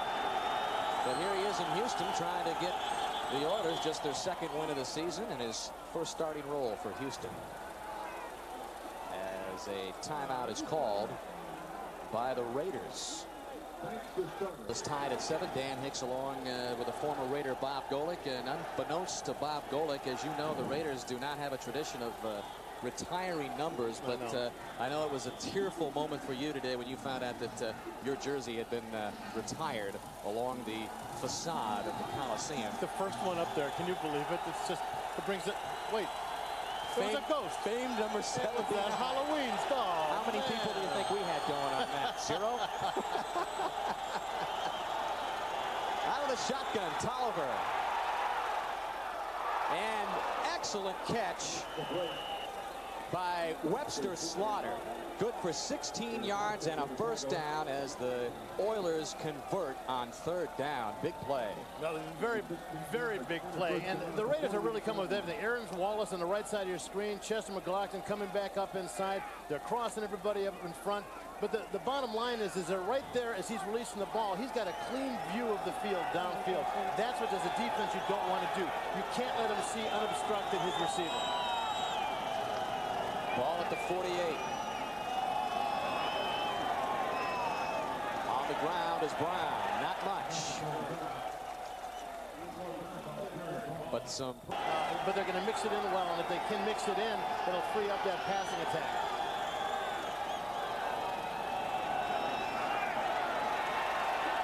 Costello steps up avoiding pressure. Wanted Slaughter again, but almost intercepted in the defensive secondary. Derek Hoskins, number 20, the strong safety. Lionel Washington. So let's see what Tolliver does here. Another 3rd down attempt to convert. Previous one converted by Slaughter. Plenty of time for Tolliver, and skips it in short. He wanted Ernest Givens. Tolliver disappointed, knew he had the target, wasn't able to deliver. Greg Gumbel, what do you have for us in New York? Thank you, Greg. Here, low-scoring affair. Raiders and Oilers locked in a 7-all duel. Camarillo just getting it off. Tim Brown drifting back to the 8. And Brown gets it up to the 14. 43-yard punt by Camarillo. 8-yard return by Tim Brown. In the 3rd quarter, and as the Raiders get set to begin another drive. Harvey Williams is mentioned over the 100-yard mark. He's got 109 yards rushing. Back-to-back 100-yard games for Harvey Williams. The last time it was done, Eric Dickerson in November of '92. Bob Golick, you were on the field, I believe. Yeah, I actually got Eric some Gatorade. He looked really tired, and I wanted to help him out. The team guy. There it is. Harvey Williams, the new featured back in the Raider backfield. It's just his second start as a Raider, and he gets the first call. And after we give him the big build-up, he gets dropped behind the line of scrimmage. Good defensive surge by the Oilers' front defensive line. Well, you got to credit that one to Glenn Montgomery, number 94. He got the force up there. He drove his blocker right back up into the backfield. At that point, you take away the cutting room, the room that Harvey Williams needs to do what he does best, which is cut back and find a spot. Montgomery just really very strong. Not a tall guy, not even a real heavy guy at 282, but he plays very strong and he plays very quick. Loss of 2 for Williams. Second down and 12. Hostetler on the mark, and that one is complete to the tight end Glover. And Glover is already over his career high for receptions in a single season. He came into the game tying it with 15, and he's already got a career high. Good protection up front. The offensive line just wads everybody together on defense. And going back to what we saw in that first drive or two was the little dump passes to the guys, not the long stuff. Drop it off to the Andrew Glover, Pancho. Pancho is his nickname when he first came in. We asked, where'd you get the nickname? He started now at tight end now that Ethan Horton signed with the Redskins, and the Raiders like it. Third down and 7. Hostetler looking for the first down, and just over the outstretched arms of Tim Brown. Bo Orlando in the vicinity of Brown, and that'll bring up fourth down, and the Raiders will punt away. Another good shot on Jeff Hostetler by Marcus Robertson coming from the right side of your screen. These guys are very aware. The thing you're going to notice, and that's the coverage. They have it covered where the guy on top, Darrell Lewis, 29, is going to sit on top. As Marcus leaves his coverage, Darrell's going to pick it up. This is Travis Hanna taking over for Ernest Gibbons as the punt return man almost bobbles it away. He's able to hang on, and Houston will begin from and is watching from the sidelines. Injured left knee. Apparently, Wyatt Cody is sitting this one out. Tolliver loses the football. The Raiders stripped it, and they have it. McLaughlin, Chester McLaughlin strips it away, and Nolan Harrison recovers for the Raiders. Well, you see on the left side of your screen, Chester just driving upfield, gets pushed past Billy Joe Tolliver, but just knocks the ball free. Nolan Harrison following up, and the two guys fighting over the ball. What a play by the big cat, Chester McLaughlin. You know, that's just a straight up the field move. It's called a rip move. You get up to half, you get half. That very, very quickly, rip move. Chester taking over for him and doing a great job. Raiders have it at the Houston 24. Hostetler, the quick hit to Tim Brown, gain of maybe 2. But Chester McLaughlin had the 78 tackles last year, Bob, and that was the most by a Raider defensive lineman since Bob Golick? Bob Golick back in 1991. Can you believe they actually wrote that in the media guide? You knew I'd be all over that. I knew you would. 1994. I made the 94 media guide. Let's go. Yeah, one of the things you're going to notice, I'll continue the thought of this play. Pitch to Williams inside the 20. Second down and 6 call. He'll be short of the first down. Blaine Bishop making the stop for Houston. But one of the things that you'll notice in the sidelines is these guys, they get Polaroids off of the video and of every play. So these guys have a chance to look and see the formation. I think he just wanted to see himself stripping them. He's going to sign it and get some copies. But during the week, you look at formations of a team, you see what their tendencies are. If they're in a full formation with split backs, if they're in an I formation, if they're in I formation, maybe 75% of the time they'll do play action pass or they'll run perimeter. But you know the tendencies. So they try and look at these pictures to kind of see if they're holding true to form. Harrison and McLaughlin combining for this big turnover. Raiders trying to take advantage. 3rd and 5. Harvey Williams well short of the first down, and we'll see Jager come on. Well, where the Oilers have been having problems before stopping the run, it seems like they're doing something a little bit different. They're getting more penetration. Instead of standing up and locking up into the guys in front of them, going man on man and trying to separate and make the tackle, they're getting penetration. They're getting a yard or yard and a half deep in the backfield, taking away that cutting angle that Harvey Williams basically needs to find the open spot. This will be a 35-yard attempt for Jaeger.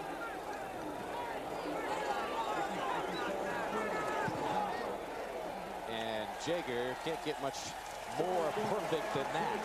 Raiders on the board for the first time since their opening drive. They lead it 10-7. Goal by Jeff Jaeger, taking advantage of an excellent play by Chester McLaughlin, and Jaeger to kick off. Steve Jackson trying to chase it down, touches the football, it's live, picks it up at the 3, and gets to the 10. And that's where the Oilers will begin. We'll go back to Greg Gumbel. Torrey at the 10.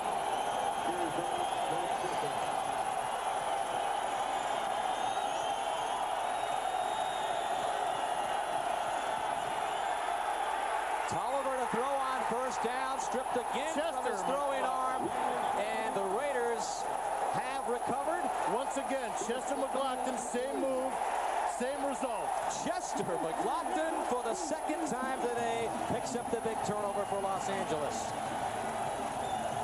And we thought he had a bad leg. He was just resting. Once again, you'll see him there in the center of your screen. He's going to move to the outside on Norgard 64. An arm over swim move. As he comes up, he gets stripped up, reaches out, and just knocks the ball out of Billy Joe Tolliver's hand. Once again, his partner in crime, Nolan Harrison, there to scoop it up. Second straight time. Deja vu, here we see it again. The hand just coming in. Billy Joe didn't even know what hit him. It's the McLaughlin-Harrison duo, which has set up the Raiders again. This time a little deeper. They're down at the Houston 4.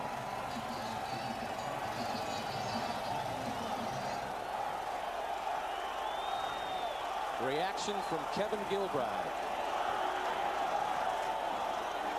Harvey Williams fumbles the football as he headed into the pile, and now the Oilers have it.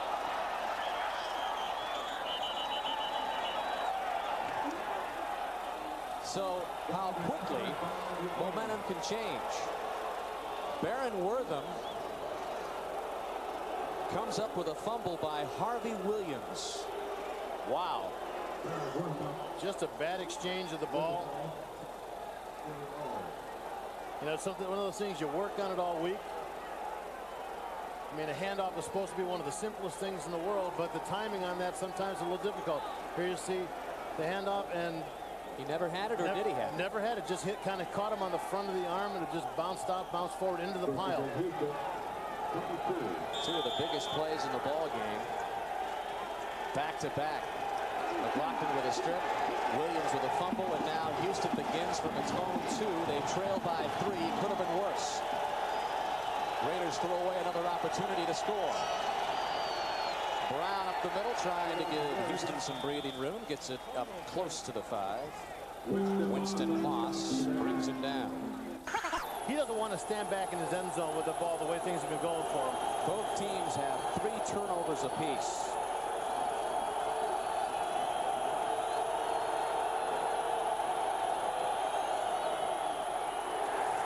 This time, stopped behind the line is Gary Brown. Jerry Ball, the restricted free agent, unrestricted free agent, signed in July from Detroit, where he was a 3-time Pro Bowler with the Lions. You look at Jerry, and you see this guy at 6'1", about 310 pounds. Incredibly quick off the ball, as are all the guys in that front. But the good penetration he had is what broke up that play. You know, he came into Art Shell's office when he was acquired, and he said, "Don't expect me to lose any weight." And Art said, "Hey, I know where you're coming from. I'm a big guy, too." 3rd down and 9. Oilers backed up.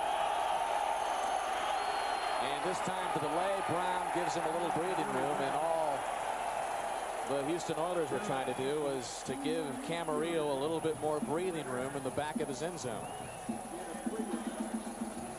An excellent play by the Raiders. Been very aggressive, very strong, making the big plays, and giving the offense a lot of opportunities with turnovers. Camarillo backed up at the end of his end zone. And the veteran needing a good punt to try to pin back the Raiders. Brown calling for the fair catch at the 44. 38-yard punt by Camarillo. Next Sunday, join NBC Sports for NFL. As Hostetler begins this series for the Raiders, trying to take advantage of excellent field position. You see Eddie Robinson just getting up. Coaches don't want you to jump, but as I said before, you need to block the vision of the quarterback. You give him free vision of his receivers, he's going to get the ball off. Plus, from a physical standpoint, you don't want to jump when you got a blocker right in front of you. It hurts. We'll take your word for that. And the pitch to Williams, looking for first down yardage. Will get just inside the 40, gain of 5.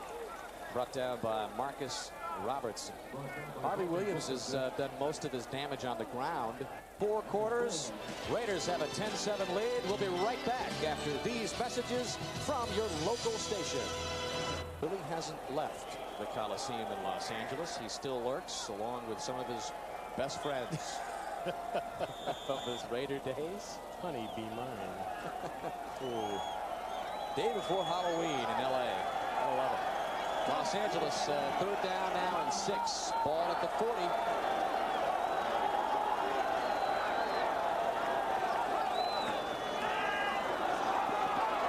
Hostetler trying to run away from pressure. Down he goes. Fumble. Houston has it. Ray Childress on the sack. Caused by Ray Childress. 4th turnover of the game Recovered by the Oilers. for the Raiders. Lathan recovered it. The football with all these turnovers. Houston starts at the 47. Tolliver near side Gibbons. He's in the Raider territory. And we'll head back out to the East Coast and join Greg. All right, Greg. Raiders up 10-7. Houston into Raider territory. And this is Lorenzo White with his first carry of the game. Lorenzo White, of course, bowing to Gary Brown for the final 8 games of 93 with the hamstring problems that he's had. Prior to that injury, he was among the conference leaders in rushing, and now with Houston trying to get something going offensively, they go to the 7-year veteran out of Michigan State. It can't hurt. Gary Brown just hasn't been able to, as good a running back as he is, just hasn't been able to generate anything. Maybe Lorenzo White can be the spark that they need. Gary Brown told us that he still feels that ankle mentally, and it's cost him a little bit of confidence. Lorenzo White gets the next carry on 3rd down, and he won't pick up the first down to bring up 4th down and 1 for Great Houston. Great play by Anthony Smith, number 94 for the Raiders. It's very difficult as a defensive end when they run those perimeter plays. You're locked up with your blocker, as I said before, and you're trying to release to him and get to the guy who's running outside. He was able to release, get outside, get his hand on the collar, and pull him down. 4th down and 1. Houston with the decision. We'll have it when we come back. 10 minutes left of the game. Houston elects to punt on 4th down and 1. Tim Brown calling for the fair catch at the 11, and his own man running into him. So Houston will, or the Raiders, in fact, will take over from their 9-yard line. Bob, what do you think about that call? On the road, 1 and 6, chance to go for the first down? You know, looking at that, I'm thinking you're 1 and 6. I mean, you had nothing really going. It's a chance to, get a yard to go. Maybe you can get a little sparker. You got to take a chance once in a while. But then again, I'm thinking back to when we talked to Chris Dishman last night, and he said his comment was, if we go 1 and 7, the season's over. I mean, that's a very strong comment for a guy. If they lose the game 1 and 7, the season's over. That's mentally, that's got to be a very. He said the guys going to be hanging their heads. They're going to have this losing feeling. He said all along 10 and 6 can win this division. So if they lose today, it's the 7th loss, and perhaps they won't have a chance to get back to postseason play. But the Raiders have it at the 9, and this is Williams spinning his way up to the 13-yard line for a gain of 4.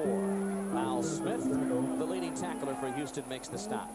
You know what, to continue on that thought, losing and winning is very contagious. It's the type of thing where if you do it enough, you start to expect it. You get into a game, you'll think things are going along, you get a bad break. If you're a winning team, you're going to go, hey, we'll recover. But if you're a losing team that's used to losing, you're going to go, here we go again. And it really permeates the team, and you can see it in the faces of the guy in the field when they break the huddle. We saw Harvey Williams, the workhorse. He carried 27 times last week, and that's his 27th carry of today, with still better than 12 minutes left in the game. Said he wasn't tired. Art Shell seemed to think he was a little bit tired at the end of last week's game. Well, I saw some shots of him after the game. He had a huge smile on his face. So, you know, he got what he wanted. It was an early Christmas for Harvey Williams, and very excited just to be a big part of this team. I think against Kansas City, you see him to get 2 big games under his belt like this going into KC. Back-to-back 100-yard games. He's going to be fired up. Think he won't be? Sure he will. 3rd down and 3 for the Raiders. Complete Tim Brown, and Brown has first down yardage. They're going to mark him up at the 26-yard line. So Tim Brown, brought down by Blaine Bishop, gives the Raiders some breathing room. Now Blaine just lost coverage there. Just gave Tim Brown just a little bit too much room. You'll see as the ball thrown over to the right side. Just too much cushion between Blaine and Tim Brown. But as we said before, that's the great thing about Tim. You know, it's not so much that he's fast. He just knows how to get to the open spot. He knows how to separate himself from the receivers.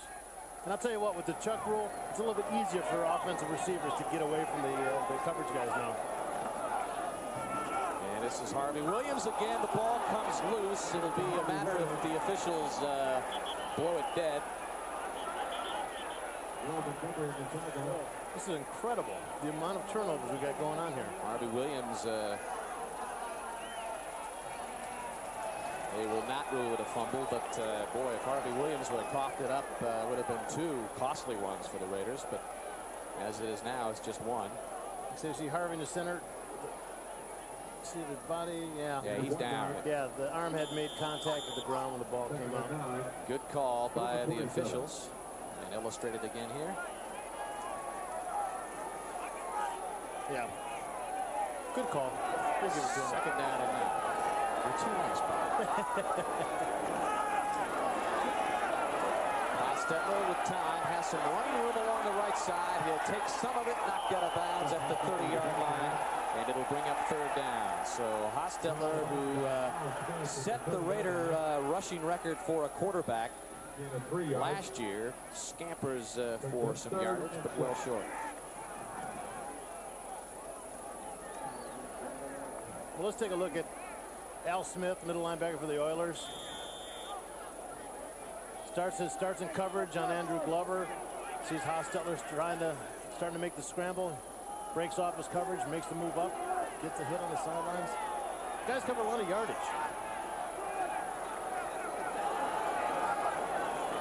3rd and 6. Hostetler, does he have his man? Tim Brown?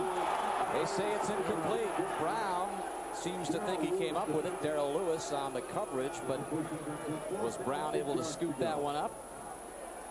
Answer is no, according to the officials, and Jeff Gossett will come on to punt again for the Raiders. You don't see Tim Brown fighting at that.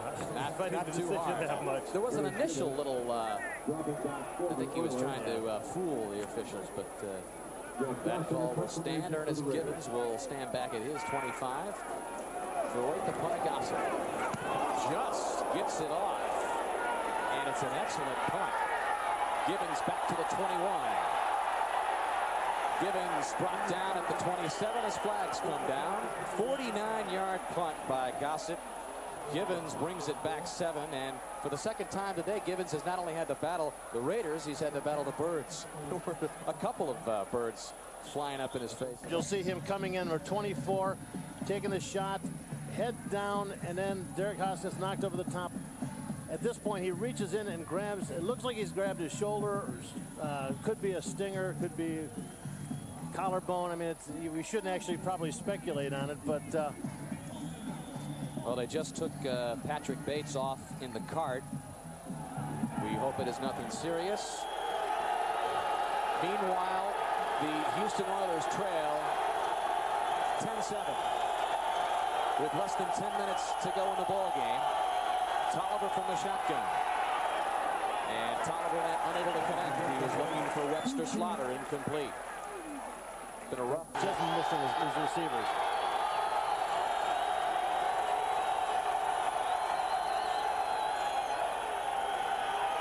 This time Tolliver with time, but not that much. But does get it away, and it is complete. And it's Gary Wellman who comes up with a big 16-yard reception for Houston and a first down. Well, here's a guy who hasn't had any receptions coming in and is doing real well now. Pressure here again by Chester McGlockton, getting a grab on Tolliver just as he releases the ball.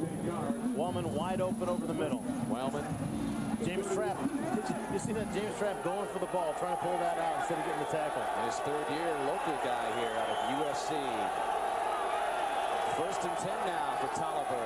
Shows pass and hands off to Brown, who was spelled a couple of times in the last series by Lorenzo White. But you get the feeling, Bob, that the ankle still bothering Gary. He doesn't seem to have that explosiveness that he's had. Right, the explosiveness. He doesn't seem to have the cutting ability, the change of directions that you see out of him.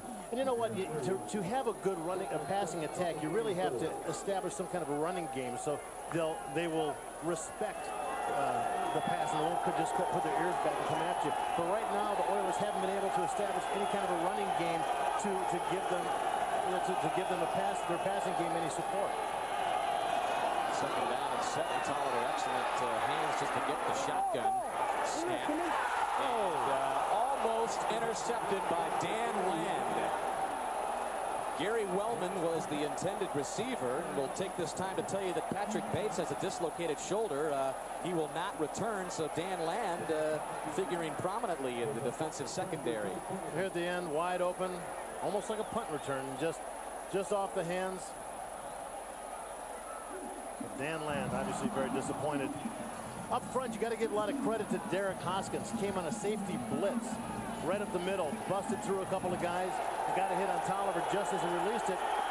Misdirected that pass, allowed Dan Land to even have an opportunity to make the interception. Tolliver gets away with one there, now 3rd and 7. Stands in the pocket, pass complete. Across the 40, very close to the first down. Webster Slaughter trying to pick it up. What is Chester McGlockton doing? And now tackling Webster Slaughter downfield. Maybe that's how quick he is, and Slaughter slow to get up. Holding his ankle, so he might have twisted it underneath the weight of Chester. That's Slaughter's 5th catch for 64. That I would drop into a zone coverage about 10-12 yards deep in the middle, which would allow. First down and 10 for Houston. Ball just across the 40. Webster Slaughter out of the ball game after picking up the first down. Tolliver standing in. Ernest Gibbons in and out of his hands. That would have been a first down.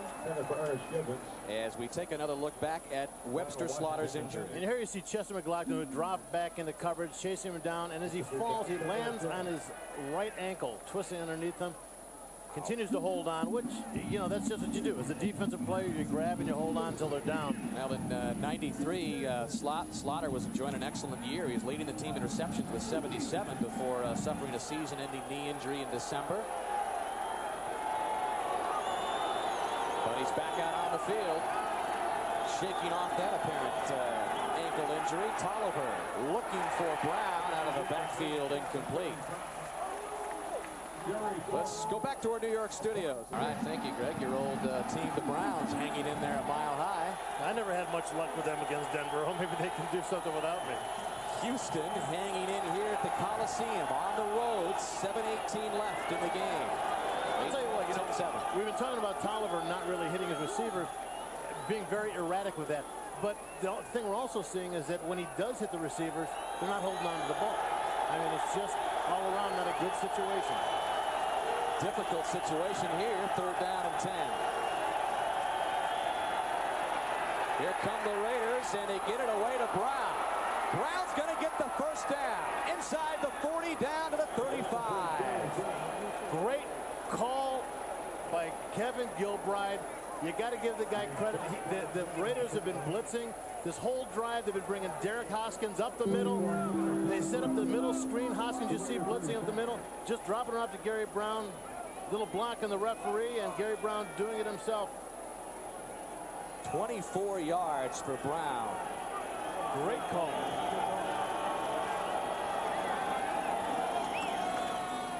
And they go right back with Brown after he picks up the big gainer, Rob Fredrickson, the rookie out of Michigan State. Running in the open field. No gain for Brown. Second down and 10. Tolliver from the shotgun.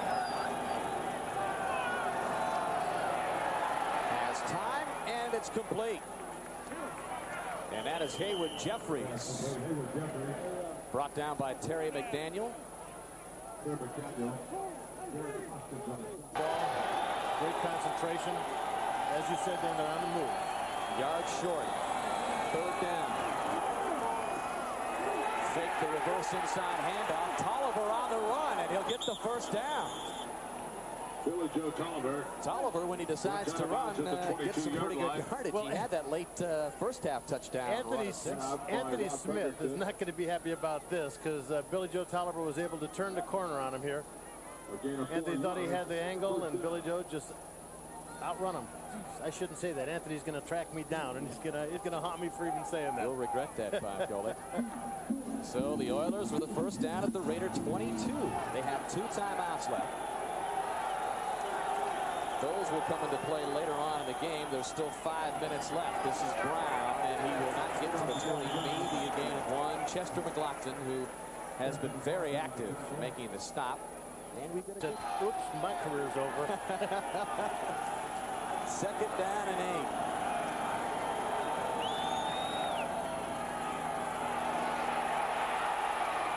8. Incomplete. And a flag comes in as Webster Slaughter was the intended receiver. Well, the flag wasn't thrown in Slaughter's direction. It was thrown to the center of the field. Everybody waiting to see who was getting nailed. Bruce Matthews saying holding on the Raiders. Then again, as a good veteran, you're going to try and convince the referees that something did happen. Something that you, of course, were not guilty of. Exactly. During your shift the blame, baby. 3-time Pro Bowl career. You think we had people going that your jersey was retired earlier when we showed the? Might have been only me. Art Shell waiting for the call from Tom White. This has been a game full of penalties.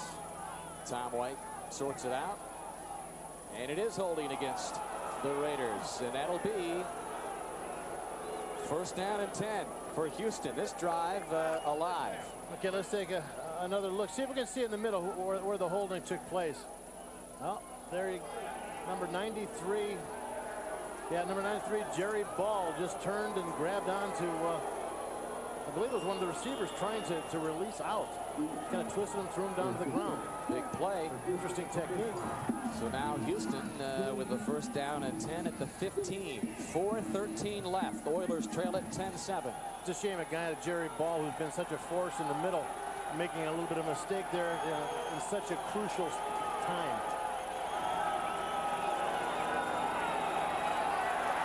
Tolliver with time going for the end zone and thrown over the head of his receiver. Webster Slaughter. Webster seems to be the guy he wants to go to. He's having the most success with today. Slaughter well covered by a couple of Raiders. And that'll bring up second down and 10.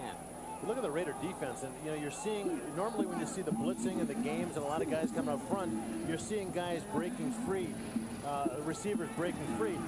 But you're not seeing that. You're seeing double coverage downfield. I got to look sometimes and go, are they really playing with 11 guys, or they got 12 or 13 out there?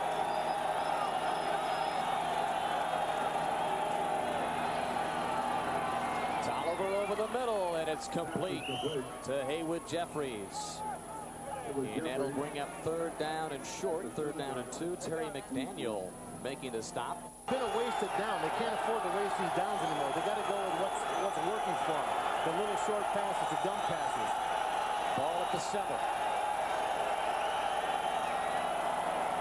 Tolliver looking to the end zone. Haywood Jeffries, touchdown Houston. 7 yards. Billy Joe Tolliver to Haywood Jeffries. And for the first time, the Oilers have the lead. Well, we talked about Billy Joe not having a touch. He really laid that one in perfectly here. As you can see on the left side of your screen, Billy Joe, the quick timing pattern, not letting anybody even get there, right into the chest of Haywood Jeffries. You see Billy Joe Tolliver, knowing that they've taken the lead. A little look of relief on his face, a little reaction. Look at Kevin Gilbride and the Oilers on the sidelines. This is Del Greco to try to put Houston up by 4. He does so. That was an important point after, because the Oilers now have a 4-point lead, 3:19 to go. Haywood Jeffries, it comes at a critical time, 7 yards, as the Houston Oilers have taken a 14-10 lead.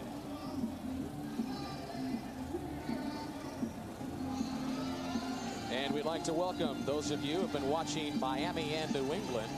Once again, Houston up 14-10 over the Los Angeles Raiders on the strength of the 7-yard touchdown pass from Tolliver to Jeffries. And a 15-play drive, 86 yards, chewing up 6:45 on the clock. Most impressive drive of Houston so far today. Del Greco to kick off. 3:18 left. And this is the rocket from the 6. Pretty good return, gets across the 30-yard line. We'll mark him out at about the 33. And Bob, you've played in this Coliseum many times.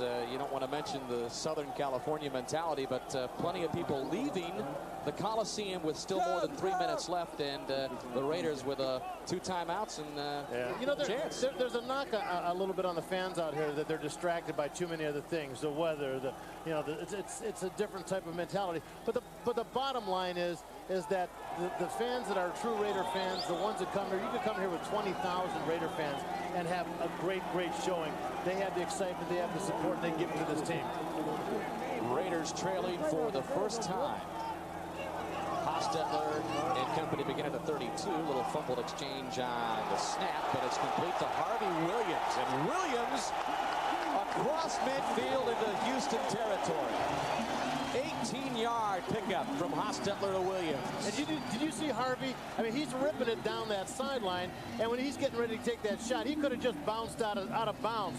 Here we're going to see it again. Blitz up the middle. Eddie Robinson coming up, almost getting a shot on him.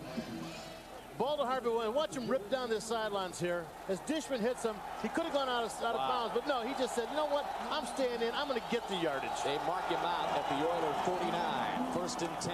Pitch to Williams. He's already got over 100 yards, and he'll tack on more. And here's a reminder that following this game on most of these stations, it's the all-new special Angels 2.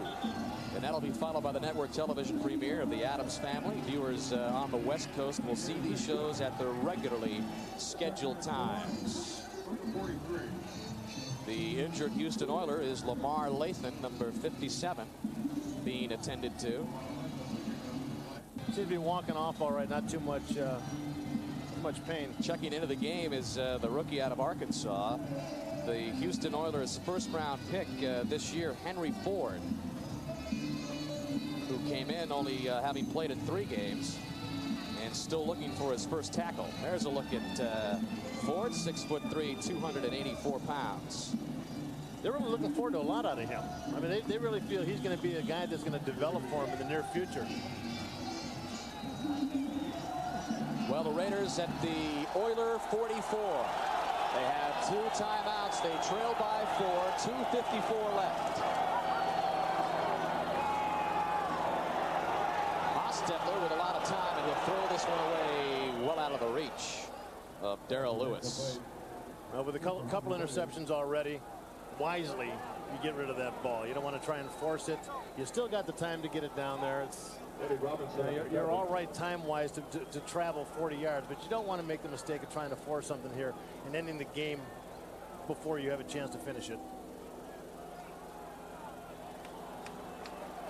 So 3rd down and 5. Big play here for the Raiders.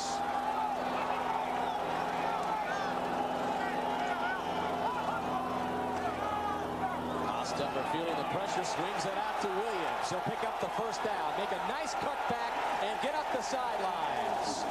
Harvey Williams down to the Oiler 29, gain of 14. But they have not only found a gem in Harvey Williams in his ability to play, in his talent. Here we're going to see Hostetler dropping the ball off, good pressure. You know what? Hostetler will take 100 of those hits if he gets a completion at a time like that. Going back to Harvey, though, look at the way this guy's fighting. He is not only a talent, but he is a guy who wants to get things done. He wants to win, and that's the kind of attitude that he's going to pass on through his leadership to these other players. First and 10, ball at the 30. Williams again stutters at the line of scrimmage and brings it out for maybe a gain of 1. Harvey Williams has about 100. He's closing in on the 170-yard mark for all-purpose yards, rushing and receiving. He's got 4 receptions for 37 yards. He's got 100, and with that game, probably about 130 yards right now in the ball game. You see him, he just looked up at the clock and said, 2 minutes left, I can hang. Well, they're not about to take him out now. He is at the 130-yard mark. Raiders need a touchdown.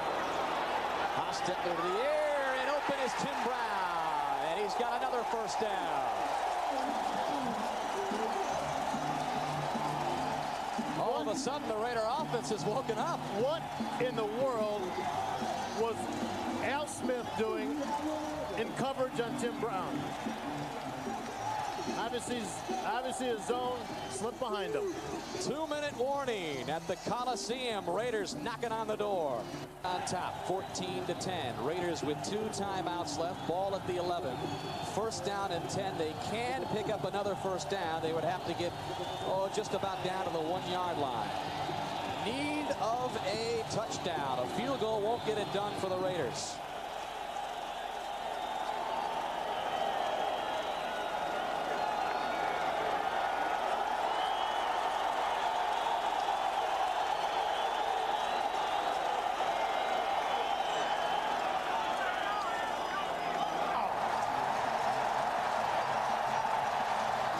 Concentration.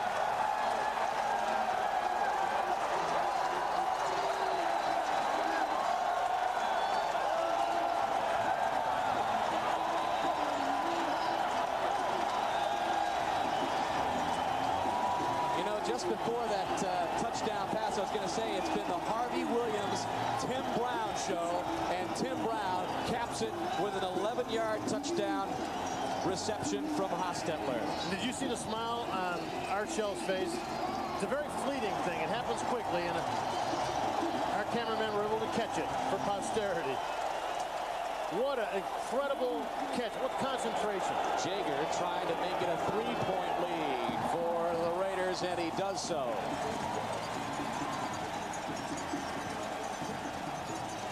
So Tim Brown, 6 catches, 69 yards, but none more important than the last 11. And what a catch. When I say concentration, we're talking concentration on both Tim Brown and Jeff Hostetler. Hostetler forced out of the pocket. You'll see Ray Childress coming up in front, chase him out of the pocket.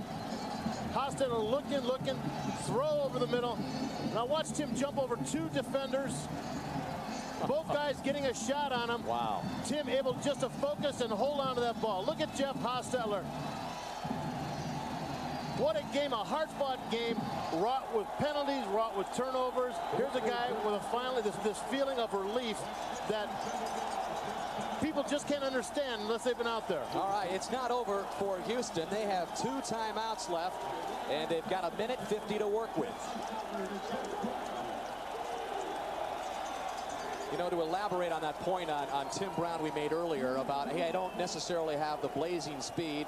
He got hurt in 1989. The doctor said, you know, you're probably not going to have the same speed. He says, hey, Doc, I don't care about the speed. I need the moves. I have to have the ability to cut. I don't need blazing speed. but we've seen it all today. Right, and you know, we've seen these games where Tim Brown has caught the ball, made the moves, made the big runs, and when people have gone to knock him down, he's not the guy that just falls down. He fights for the extra yardage. You know, he's got the mentality of a running back in a wide receiver's body. He gets out there, makes the extra yardage. 6th touchdown reception of the season for Brown, and Steve Jackson, the deep man for Houston from the 2. And Jackson gets no farther than the 16. So 84 yards of real estate for Houston to work with. Rob Fredrickson made an excellent special teams tackle for the Raiders. He's that rookie out of Michigan State who the Raiders are so high on, and he pins Houston back at its own 15, we'll call it. What does Kevin Gilbride have in his playbook now? It's got to be in a hurry. Well, what incredible misfortune. Here's a guy that has been able to, in the midst of not a really sterling performance, has been able to generate points enough to get the lead, and to have it just taken away from him like that. Tolliver had his man, but dropping it was Gary Brown. And Rob Fredrickson again all over him, had him covered to the outside. Great coverage, very tight on him. Raider defense really keyed up. They played a great game today. The Raider defense has played a very good game. There he is, his 4th game as a starter. Fredrickson.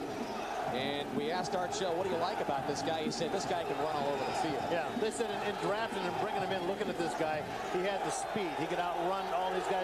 They wanted him to use him so he could just cover the field from sideline to sideline and coverage like we just saw in Gary Brown. 2 good plays by him back-to-back. Tolliver passing, skips it in, incomplete. He wanted Pat Coleman. So now it's 3rd down and 10. Cody Carlson next to Gilbride. He's watched this game unfold and watched Billy Joe Tolliver get the start. But Carlson really the class guy, still involved in the game, still talking with Gilbride, giving the offensive coordinators his input. And now Tolliver with just a couple of shots here.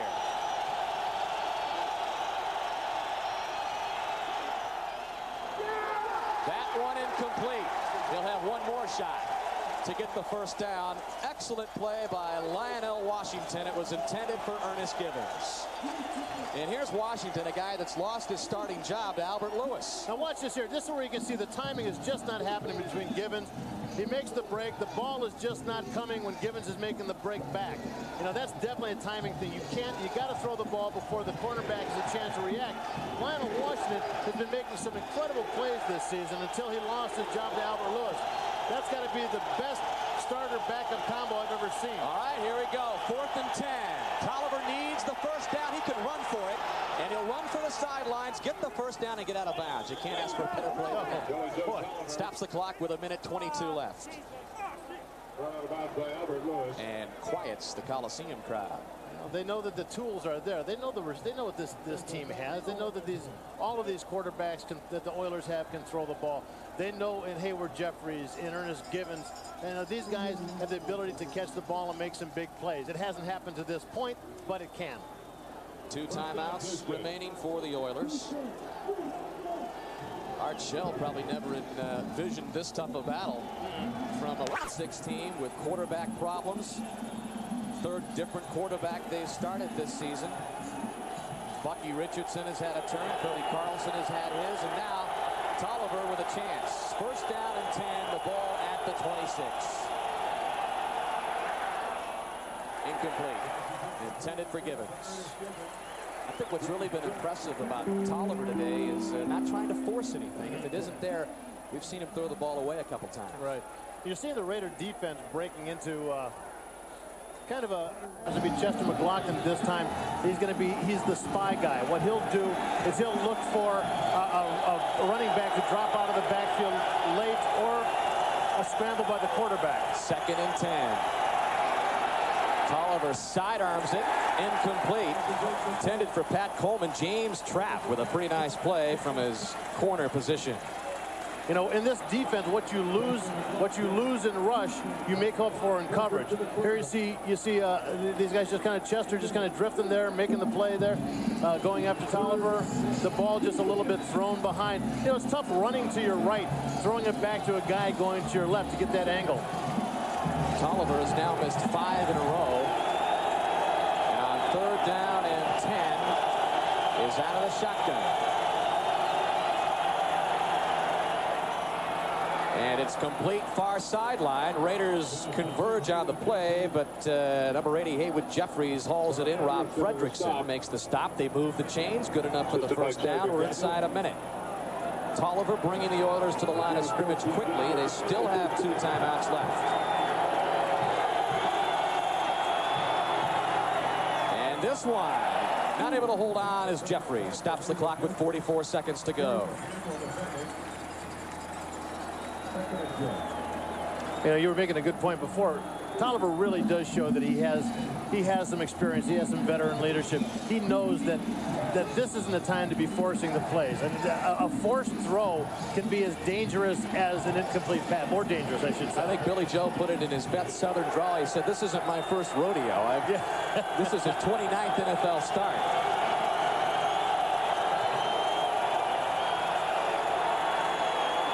He's got time, just overshoots Pat Coleman. Coleman was open. And you can see the disgust in Billy Joe Tolliver's face. He knows he had him wide open, and he knows the ball was just off target a little bit. See Coleman across the ball thrown a little bit back and behind him. Good effort by Coleman to get up and try and make the snag, but just too far out of his reach. Well, they've had the Oilers on the edge. They've had him in a couple of 3rd down situations. Tolliver's been able to pick up the big yardage.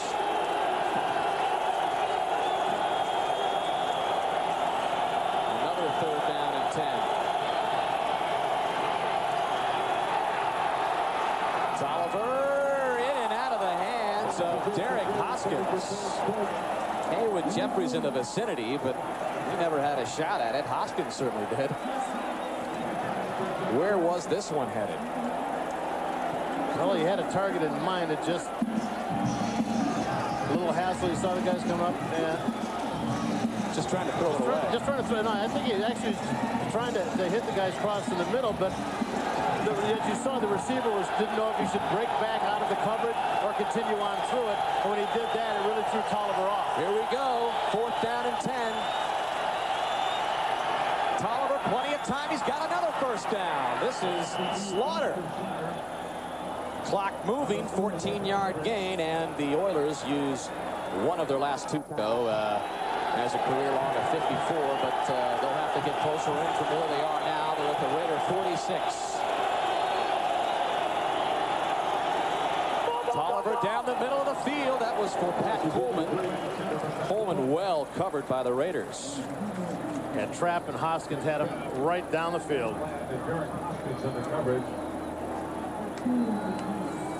And we'd like to welcome those of you who have been watching the Seattle Seahawks and San Diego Chargers. And the Chargers coming up with a big win, 35-15 over Seattle. And here at the Coliseum, Raiders clinging to a 3-point lead, 17 seconds left. Houston with 1 timeout left. It's 2nd down and 10. Tolliver throws it away again. Webster Slaughter, the intended receiver. That'll bring up 3rd down and 10, 12 seconds to go. 3rd and 10.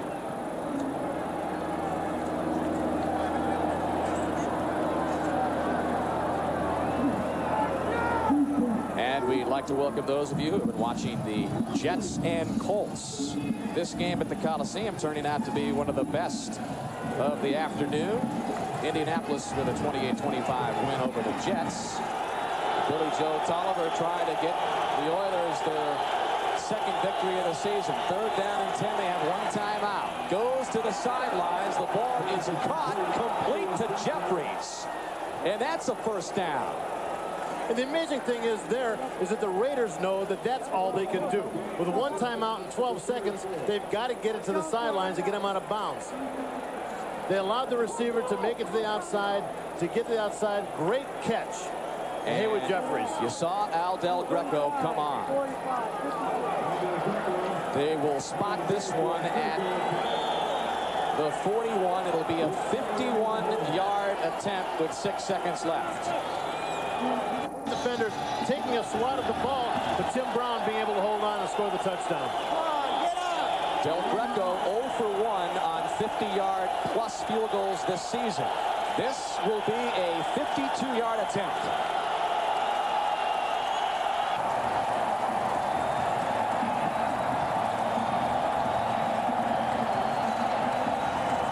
Time runs out on the Houston Oilers, but not before Al Del Greco connects with the crossbar from 52 yards out.